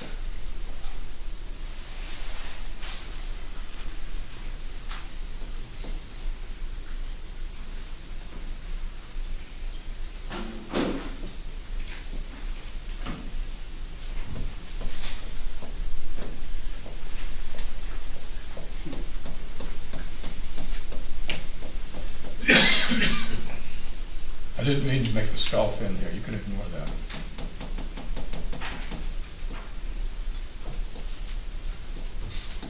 So again, a brain, the skull, and The space between the brain and the skull here is increased because the brain is smaller.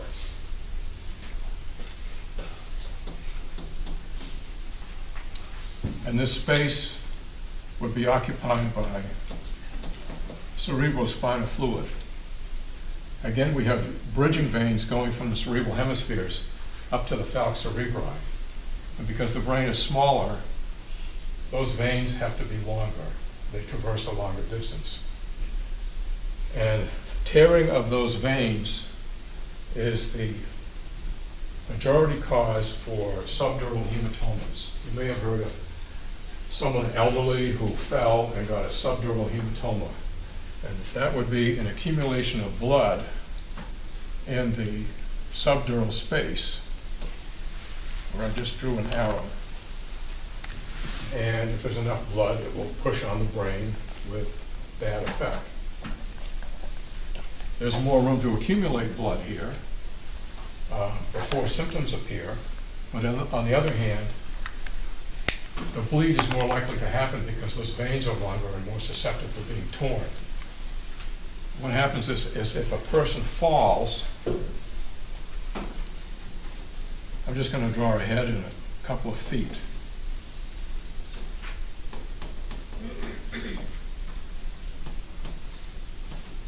I've drawn one stick figure upright and one stick figure supine or recumbent.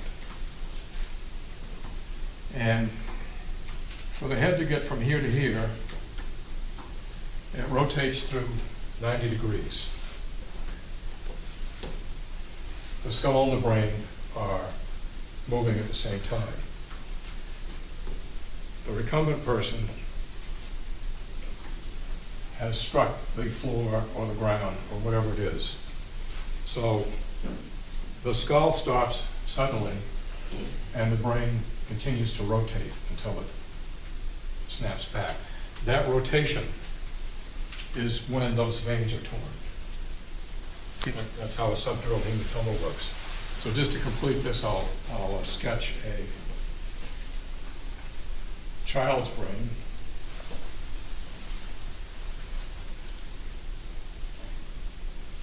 Almost no space between the brain and the skull. There's very little room for subdural blood to accumulate. They get symptoms right away, but they're less likely to have tearing of the veins because they're so short. So as we age, we're in more danger. Should we be in a situation where either we fall, right? Yes, Or are pushed down, yes. or go down as a result of a punch, for instance? Yeah, from the viewpoint of the skull and the brain, it doesn't make any difference what the impact is. Okay.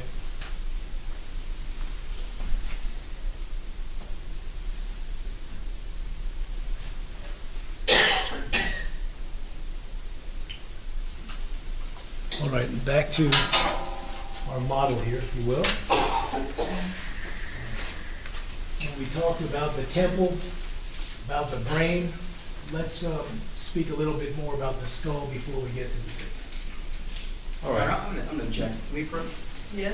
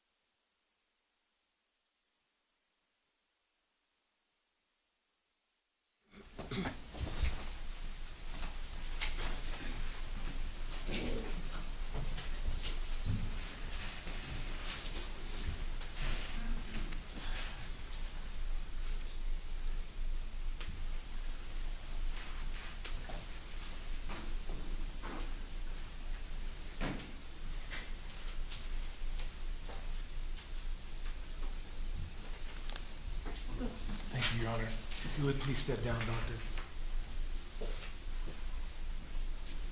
We were talking about the skull. I was just about to move on to the junction of the skull and the cervical spine. I'm going to turn this thing sideways. And there are 7 cervical vertebrae. The one at the top is kind of like a washer, and the bolt for the washer is a portion of the second vertebra that sticks out. Reptiles don't have this arrangement, mammals do. If you consider the complete turning capacity of the head and the neck, 40% of it occurs right here.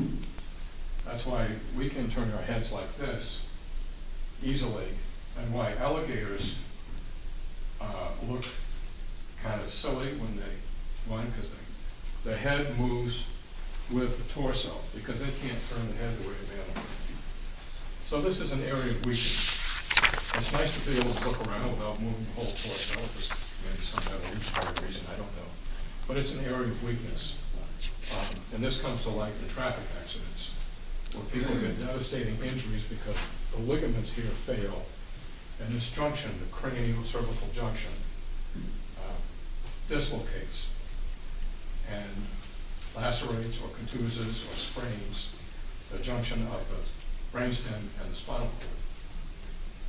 Now, if we're not talking about traffic accidents, and we're just talking about an impact from a blow of some kind, you can actually, a blow right here, and I'm indicating basically the mastoid process or the side of the upper neck, can produce enough transient dislocation to tear either one of the 2 vertebral arteries that run up through the bones of the vertebrae and then converge behind the brainstem, or in front of the brainstem, I should say. It can tear those and produce a subarachnoid hemorrhage, where blood fills the spinal fluid space around the brainstem and the spinal canal. And that can be instantly lethal or cause death within several hours. Or someone could survive, but this can cause a problem with just a localized blow. To the right side, I don't mean right in the sense of right left, but to just one special part of the head, whereas the same force and the same spatial distribution of a blow elsewhere in the head might produce just a cerebral concussion or just irritate the victim. We done with the head area yet? I know we haven't gotten to the face. We'll turn to the face. I'll just turn this a little bit. The mandible is fairly strong, although there are some weak areas. The condyle will tend to fracture here, and the other fractures tend to form near the canine teeth. But then if you think about it, the facial bones, there's this whole structure of thin bones enclosing air spaces, either the nasal passage or paranasal sinuses, commonly known as sinuses, that provide resonance for a nice speaking voice, or a nice place to create an abscess if they don't drain particularly well. And well-known people that have had sinusitis, which has been a big problem for them. But because these bones are thin, they can be fractured with some kind of blow to the face. This is the cheekbone here, the zygoma, and this can get fractured easily. Say, for instance, boxers or anybody who gets a blow to the face. And you can get other facial fractures. In traffic accidents, you can get a fracture right through the junction of the maxilla and the nasal bone, all the way through, all the way across, so that one part of the face is completely dislocated from the other part, transiently, with a tendon severing of arteries. So the cheekbone, this area here, it looks like the structure is very elegant looking, but it also doesn't look very sturdy. Right, and you just put your finger in the space where the masseter muscle goes. Yeah. And would that protect this at all? This bone? Or to With be the muscle, smoked? No, the muscle lies beneath the bone. I guess it would tampen that a little bit, provide a pad effect. But it wouldn't stop this bone from being broken by a blow of some sort, including No. a fist. No, it would not. When you talk about the jaw, again, that's vulnerable in terms of susceptible to being broken with a blow, including from a fist. Right. And a blow to the chin can drive the condyles up into the base of the brain. That's something seen more in traffic fatalities where the force is substantial. And then there's the nose.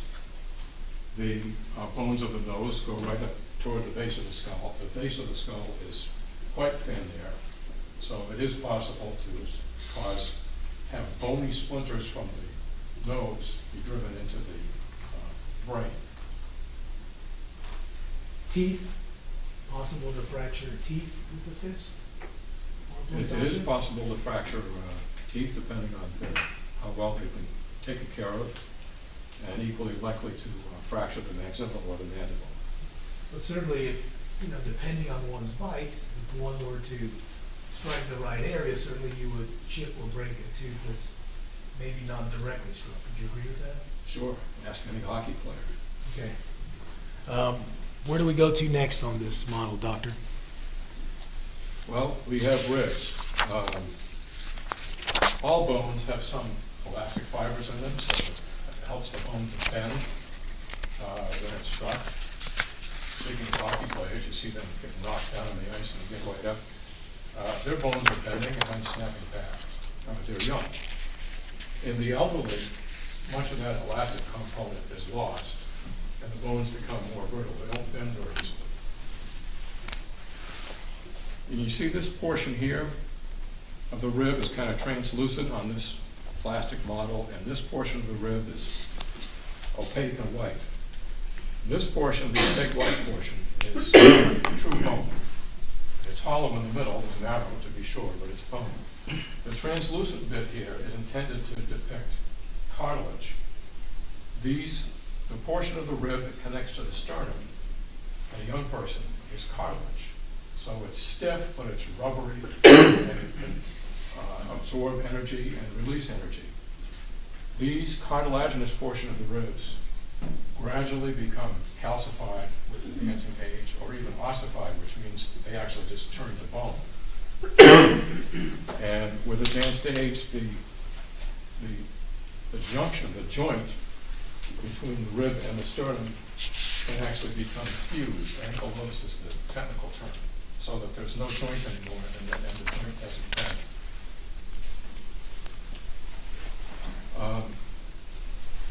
Rib fractures, of course, can be produced by a localized impact to the chest cage, the thorax. And So let me ask you this. So an older person, you describe this area here, I guess these areas, the translucent area right. of the rib cage as becoming ossified? Is that the word? Ossified, O-S-S, osseous. And does that mean instead of being flexible and being cartilage-like, they get a little stiffer? It gets stiffer, yes. And are they more susceptible to fracture in an older person who has that Yes. condition? So I was talking about rib fractures, and I was about to mention what happens when a rib is fractured. The rib fractures are painful, so the body tends to minimize the movement of breathing on that side. So there's less air moving in and out of the lung on the same side as the fracture. It's called splinting. Just as you can reduce the movement of a fracture of the tibia, for instance, you've got a proximal and a distal, each part of the bone on each side of the fracture, and you want to align them and then immobilize them, and you do that with a mechanical splint. So the body tries to achieve the same thing by just not breathing very much on the side of a rib fracture. That's called splinting. And what happens when you don't ventilate a lung is that it's more susceptible to pneumonia. And if there's a lung contusion in the same area, that also independently increases the risk of pneumonia. Where to next? The abdomen? Well, let's talk about the abdomen. The liver sits here. It's part of the peritoneal cavity, so it's an abdominal organ, accessible by an abdominal surgeon. But the diaphragm, that big muscular slab, if you will, thin slab, that separates the thorax from the abdomen, it's domed up on both sides, and the liver sits up under there. So the liver, if you're not taking a deep breath, the liver sits up in the thorax from a mechanical point of view. And if a person takes a deep breath, the diaphragm descends because the muscle contracts, and the liver is allowed down a little bit. So if the abdomen gets a blow while a person has just taken a deep breath, then the liver can be lacerated. And the spleen, same thing over here, normally protected by the rib cage, but during a deep breath it descends and it's more susceptible to a blow. Are we done? We have more to go. We can talk about the testes in a man. They're richly innervated, extremely painful when an injury occurs. And so a blow to the testes, for instance, a kick, in a person with heart disease, or even without heart disease, but usually with heart disease, can cause the heart to stop because the pain increases the sympathetic tone in the autonomic nervous system. Increased sympathetic tone increases the risk of a ventricular arrhythmia of the heart, either ventricular fibrillation or asystolia, or ventricular tachycardia. So a kick to the testes can produce instantaneous death. Not always, but it can do it. And it's been well documented. Now, in terms of aging, you talked about how it affects this cartilage-like area in the rib cage. What does it do to the skeletal system in general? In general, the bones become more brittle because they lose elastic fibers. And being more brittle, they're just more susceptible to fracture. So an older person might suffer a fracture, or a younger person might not from the same blow. Yes. You can take your seat now. Okay.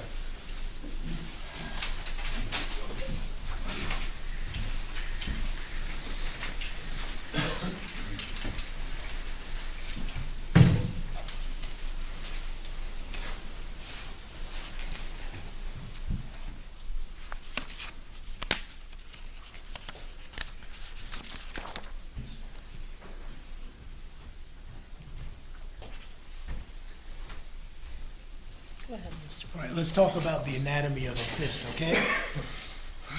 Why is a fist more likely to cause injury than an open hand? First, let's talk about a fist. What happens when you go from this to making a fist? When the fingers are flexed into a fist, and the thumb can either be put in front of the fingers, which is what Americans think of as a fist, or in some societies the thumb is put between the fingers, but either way, when there's a fist, more force can be delivered with a fist below because the kinetic energy is from the blow is being transmitted not only to the hand bones, but up into all the way up into the shoulder and even the torso. So the energy isn't all being absorbed by the hand, so more force can be delivered. And what about the idea of the kind of the shape of the fist? We have, in layman's terms, knuckles, right? Are those more prominent when you make a fist? They are. You certainly have this area between the joint, between the phalange as well, correct? Right, there's a series of joints, right. But these become more prominent and actually stick out when you make a fist. Well, the key thing is that they're rigid so that they with a fist, particularly if there's say a roll of nickels or something, there's a slang term for that, I forget what it is. But this all serves to increase the buttressing effect of the fist so that everything's tight and solid, and these knuckles are not going to flex more or extend more. They're going to be solid, and the fist then becomes, for purposes of physics, one unit. Whereas if you have a hand, then you have all these individual bones and several units. The other thing that happens with a fist is that I mentioned earlier that if the force from a blow, it makes a difference whether the force is distributed over a small area or a large area.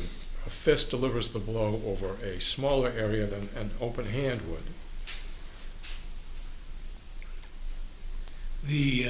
Would you agree or disagree with me that the fist can cause a nose fracture?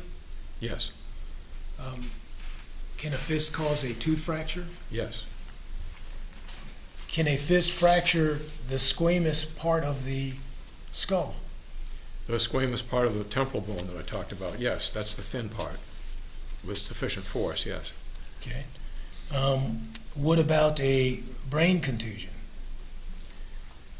Any blow to the brain that's substantial enough can produce a brain contusion, particularly if the head is moving and the striking object is fixed as in a floor, but you can get the same effect with a moving object and a moving head. Really, there are very few situations where the head can't move. It's injurious to have a moving head. What about a fist being able to cause a rib fracture? It could, with sufficient force, yes, and an elderly, brittle rib. So an elderly individual would be more susceptible to a rib fracture from a fist than somebody who isn't elderly. Yes,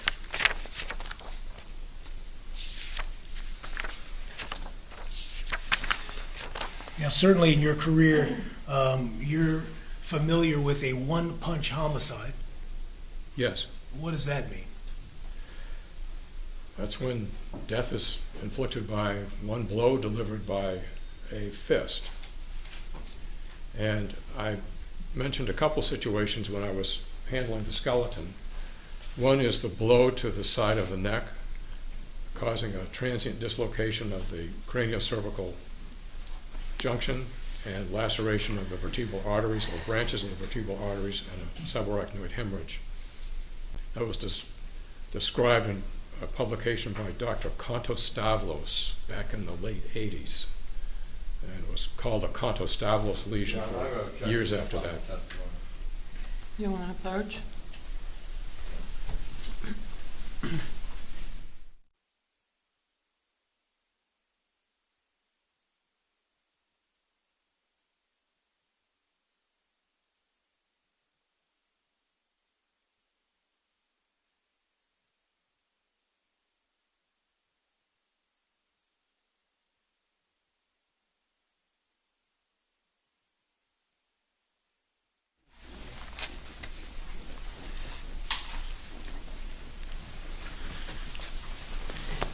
Go ahead.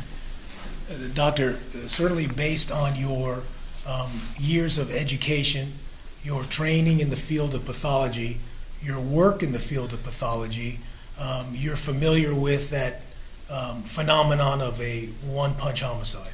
Yes, And you're certainly familiar with the manner in which that happens. yes, Now, in this case, you had a look at the autopsy photo of Mr. Olson's hand, and in your opinion, is the injury combined with the stippling consistent with that hand being in a fist when it was injured?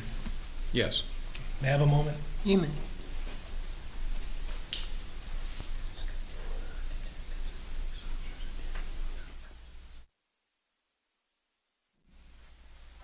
Let me ask you this, Dr. Adams, in your experience as a medical examiner, certainly you've seen police officers and detectives actually attend autopsies. Yes, I encouraged it. Nothing further, thank you. Claus? Let me read all the, Yeah, are we done with this?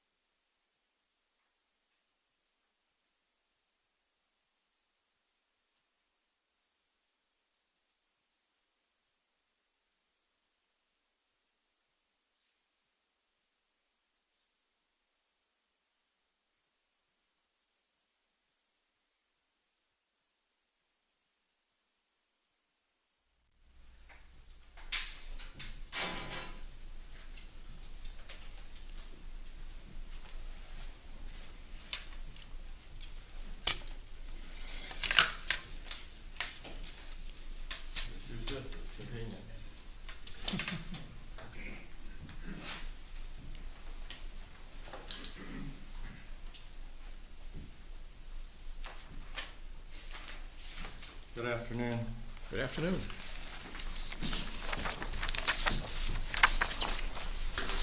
I want to begin where Mr. Michaels left off. We talked about how the hand is positioned and what I think you referred to it as clenched. Is that the term that you used? Well, I didn't, but you can, Flexed. that's fine. Flexed? Is that the word? I did you use the word flexed at one point, yes. Okay. And yeah, you gave an example with the fingers into the palm.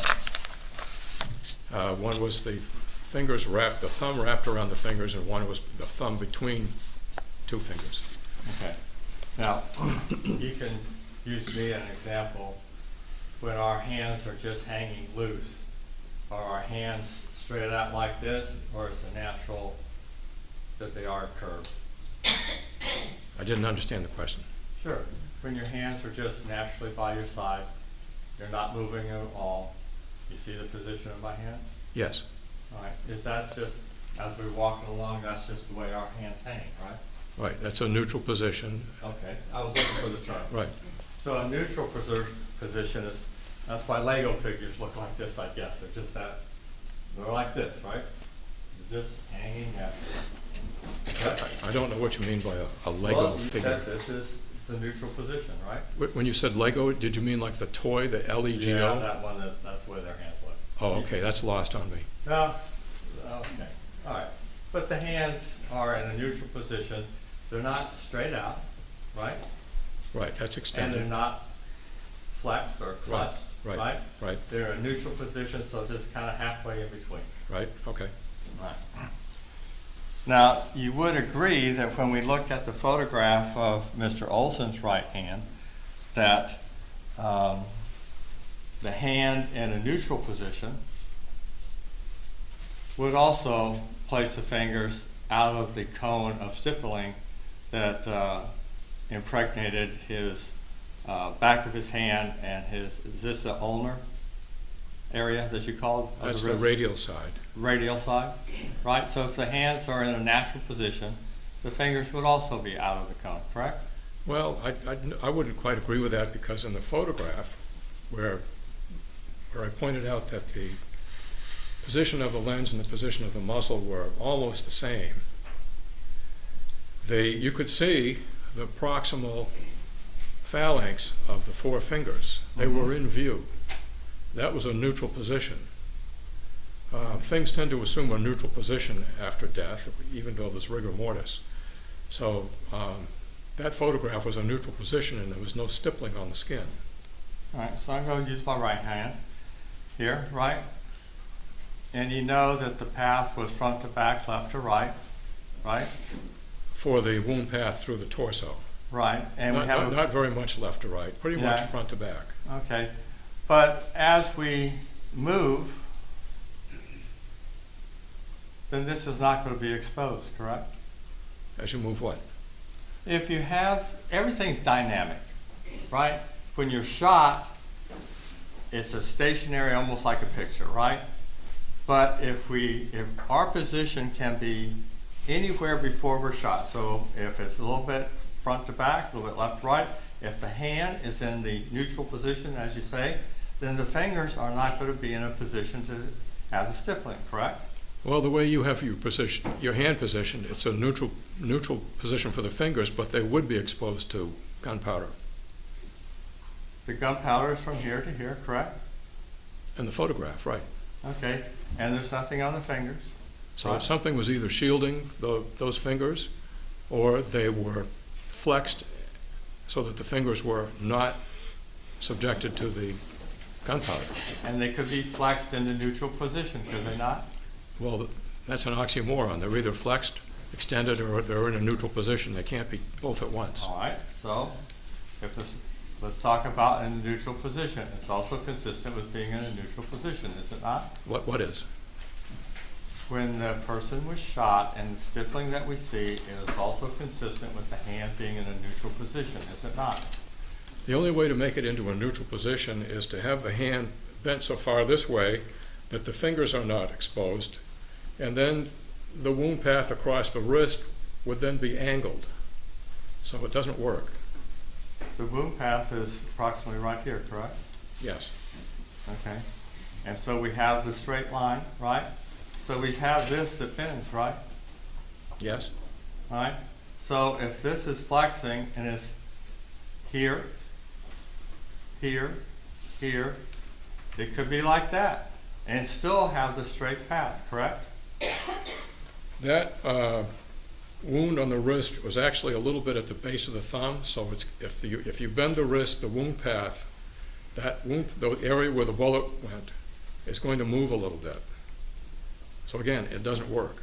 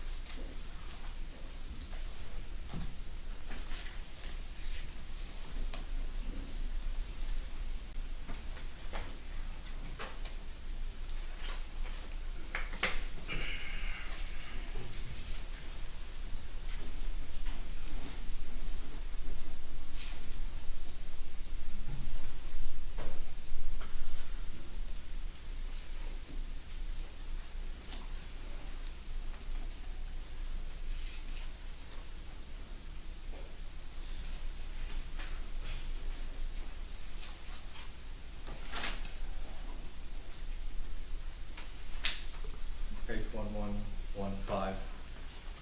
You remember testifying in a previous hearing? Yes, Right. And that time you were placed under oath yes, and testified as you have here? yes.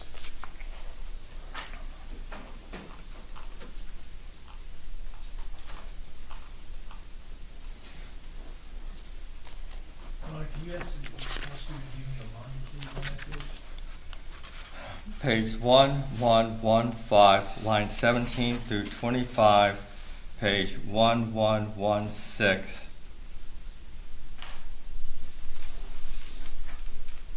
Lines 1 through 5. Now, we were talking about the stippling, and we've been talking about whether or not it would be on the fingers. And the other possibility is just the cone did not go that far, correct? The cone of stippling. It just didn't spread that far, correct? No, we know how far the cone spread because of the spread on the forearm. So Okay. the only way for it not to have stippling at an equal distance on the fingers is if the fingers were flexed and out of the way, or if the fingers were shielded by an intermediary object. At that hearing, do you remember being asked this question? Your Honor, may I- I approach objection? Improper objection.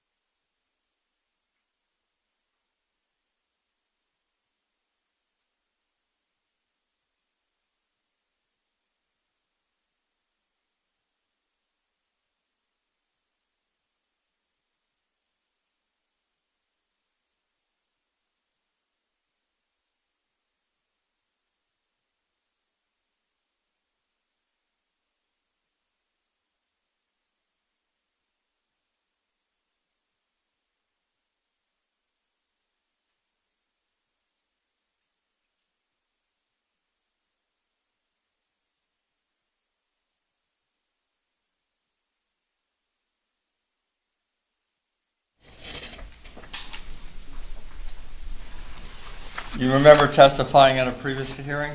Yes, All right, and you were asked questions under oath, yes, and you were giving your medical opinions during that particular hearing, were you not? Yes.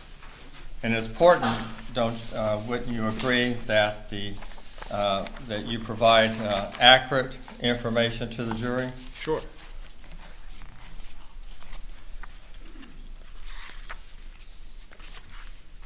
Now, before we went up to the bench, I asked you about is the lack of the stippling on the fingers, is that consistent with the cone of stippling not being that wide? And your response was that, yes, we know the cone of stippling because on the wrist. Remember that? No, I don't. That's Perhaps you what can you show me just the said. transcript. Huh? I don't remember it, and maybe you can show me the transcript. No, sir. That's what you just said 5 minutes ago. We know the cone of stippling because we can see it on the wrist, right? I mean, on the forearm. You just said that. Oh, yeah, that, yeah. Okay. Now, at that hearing, I asked you, all right, it's also consistent with the muzzle being at such a distance from the wrist that the cone is so small in diameter that it just didn't cover past the knuckles, correct? His fingers could have been out and the stippling just didn't make it that far because it's so close. Answer, yes. Do you remember saying that? No, but I don't dispute that that's in the transcript. All right.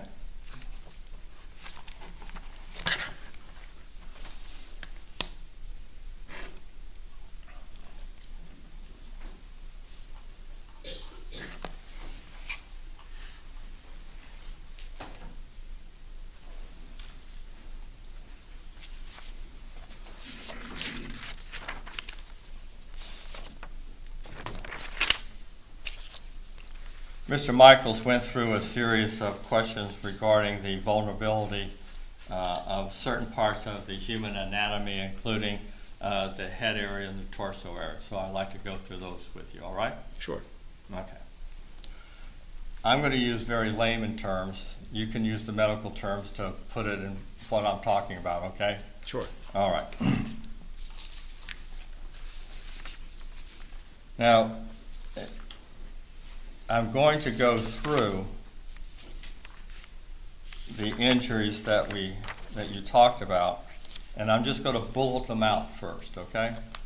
And then we'll talk about them. You talked about the left and right temporal area, correct? I did. Where the bone is thin? Yes. Okay.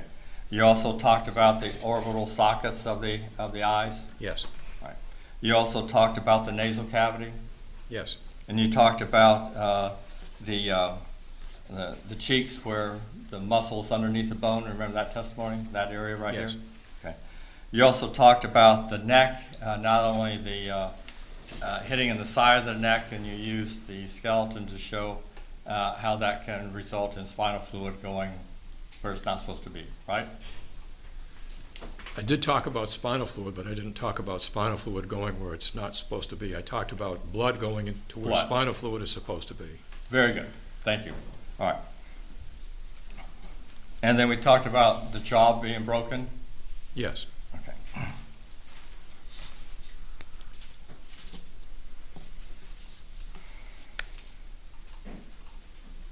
Now the witness step down, Your Honor.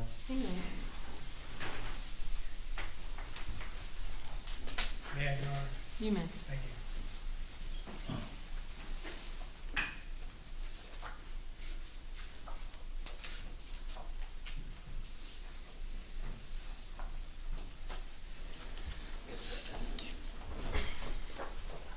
Your Honor, may we approach?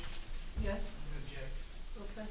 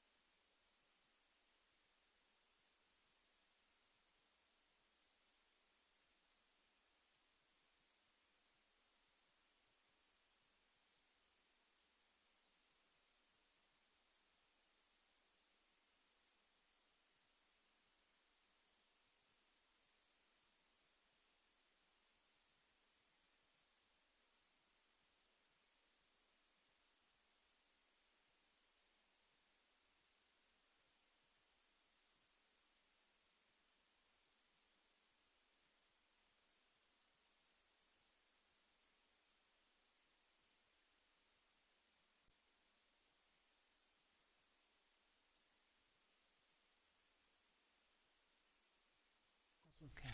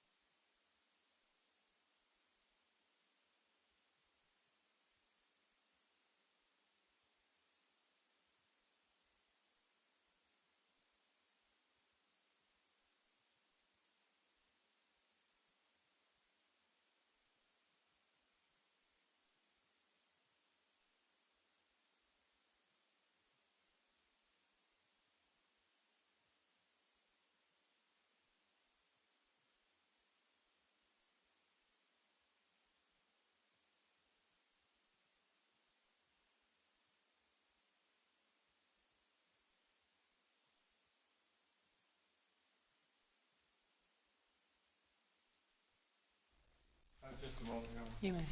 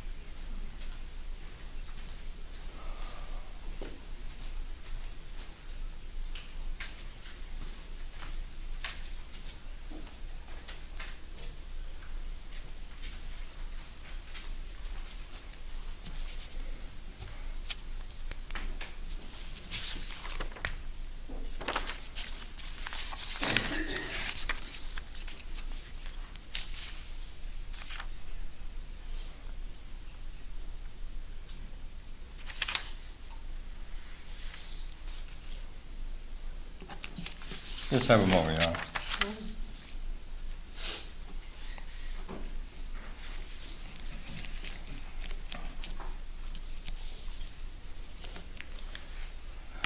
When we talked about your previous testimony regarding the stippling on the hand, we talked about what you testified to at a previous hearing and what you testified here today.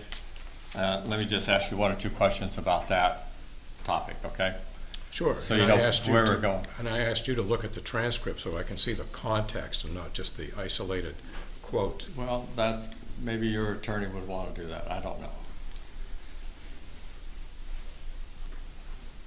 In that statement, you would agree with me, now that you've seen that statement, or that I've read it to you and indicated yes, that the hands being in such a manner so that when the cone actually spreads, it doesn't hit the fingers, that is also consistent with no stippling on the fingers, correct? Well, first of all, I don't understand the question the way you've constructed it. And secondly, you're referring to testimony in the transcript which you won't let me look at. So you can repeat it every time if you want, or you can let me look at it. But at this point, I don't remember the wording in it because I can't see it. I read it to you. It was something about the words you didn't understand. No, but I don't have it in front of me now. I don't remember exactly what the wording of the sentence was. All right, I'll read it to you again. Your Honor, I believe what I hear is that the witness is saying he doesn't remember the context, so if the prosecutor would be so kind, the court would instruct him to present it to Dr. Adams so that he can refresh his recollection. It sounds like that's what we should be doing here. I'll agree. Go ahead and show it to him. First witness, Judge? Mm-hmm. Slide that over there. Read page 115 and 116. Can I just stand here for a moment? Sure.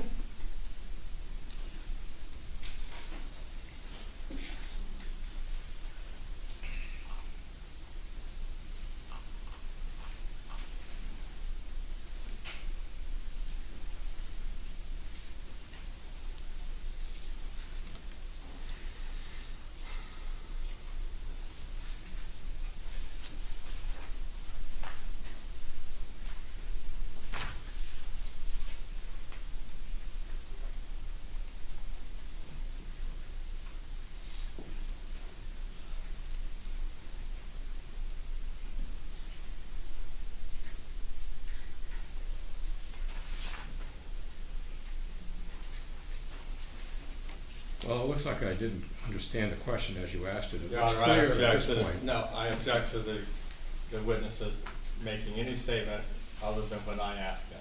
All right. Fair Okay. enough. Ask a question. I was trying to answer the question as to whether or not he I haven't remembered. asked the question. At this point, I don't know if there's a question pending. Ask the question again, please. Did you have a chance to read the statement? I did. I'd like to have it back so I can refer to it while I answer. Did you have a chance to read the statement? I said I did. All right. And do you agree that's what you said at a previous hearing? That if the cone wasn't wide enough, that would be another reason for the stippling not to be on the fingers? Was your testimony at the previous hearing? It probably was, although, Excuse me, Judge, that calls for a yes or no. Was it your testimony at the previous hearing? I did not review this transcript after Judge. the All hearing. right, all right. Just, So if we assume the transcript is correct, no, That's an just assumption. let him answer. Let him answer. Go ahead. All right. this is totally dependent on the accuracy of the court report. This isn't like a deposition where I get the chance to review it and make an errata sheet. I had no opportunity to do that, and I had not seen this thing until very recently. So I can't vouch for the correctness of whether this is reported correctly.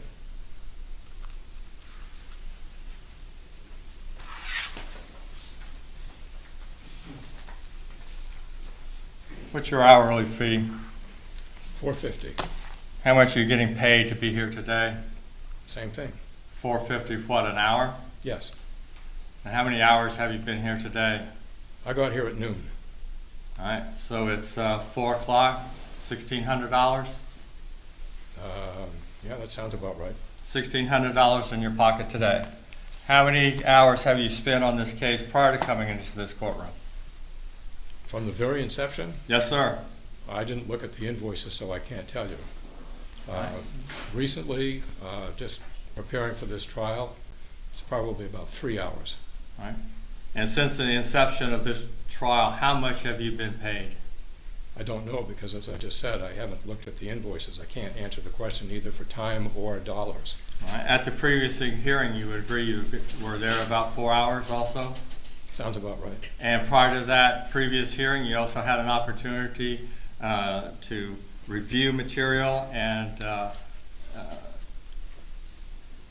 fill out your invoice for that time? Yes? All right. So right now, we're at least at $3,200, another, what? Are we somewhere in the ballpark of what? I don't know. What you say sounds good. All right.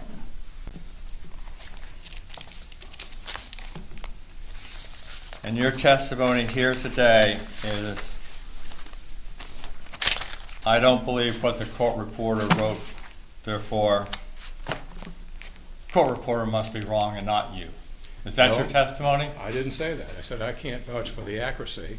If it's accurate, then it looks like I didn't fully comprehend the question as you asked it. All right, let's talk about Because my that. opinions haven't changed, and that All right. photograph hasn't changed. All right, well, let's talk about that. At the time of the previous hearing, did you have an opportunity to say, Mr. Martin, I didn't understand that, like you've done a couple times here today? I did. All right, and in that particular section, you've read it.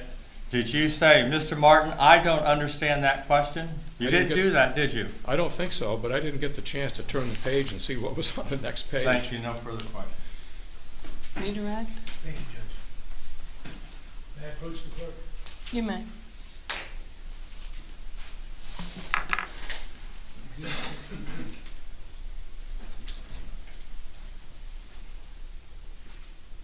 Thank you. May I have the doctor step down? Step down, please, Dr. Adams. You may. I'm sorry, Judge, I saw you shake your head, I didn't hear it. This is Exhibit 60, this is what we were talking about. You see this? Yes, that's the same photograph, just a print form. All right, now let's talk about this whole issue with testimony of the prior hearing.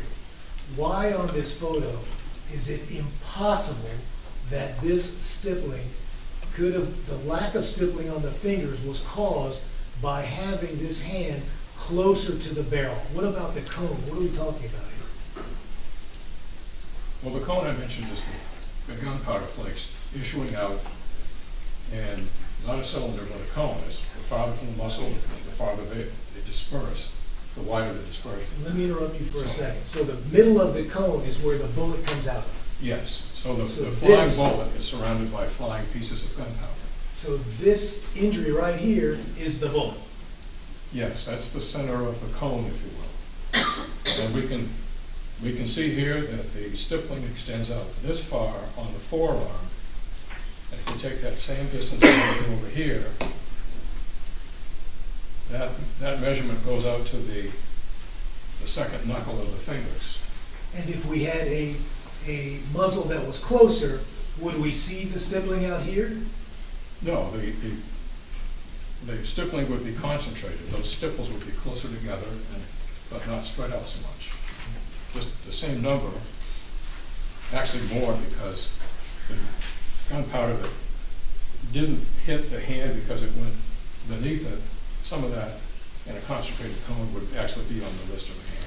And we don't know from what you read and what you were shown, what photos or anything else that were shown to you at that point to ask you that question, do we?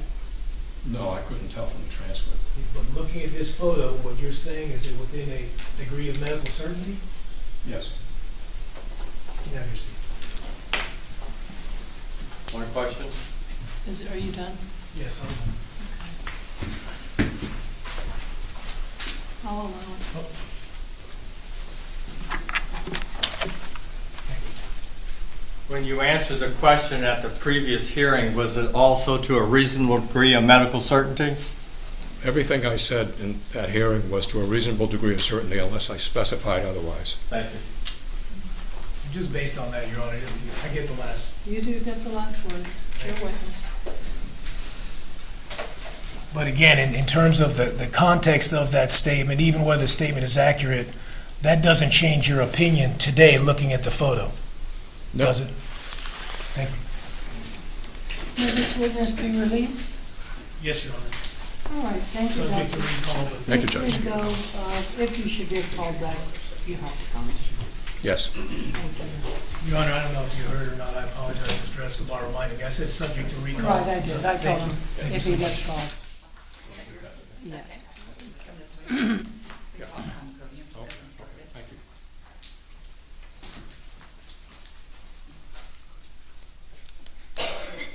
Approach.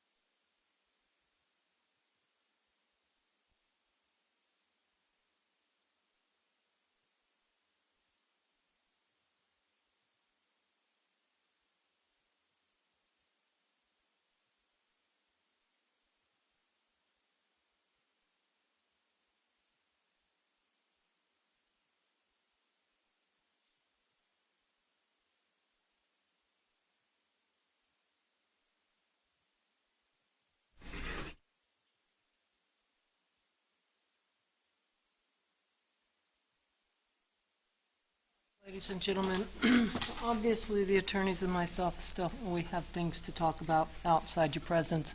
We're going to do that now and let you go. Again, you're going a little earlier than I had hoped, but please, it looks like Friday's going to be our late day.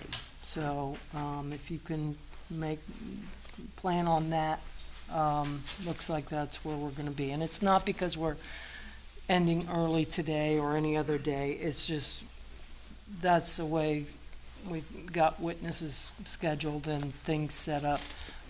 So it's going to be unavoidable, I'm afraid. But just be prepared for that. All right? Any questions?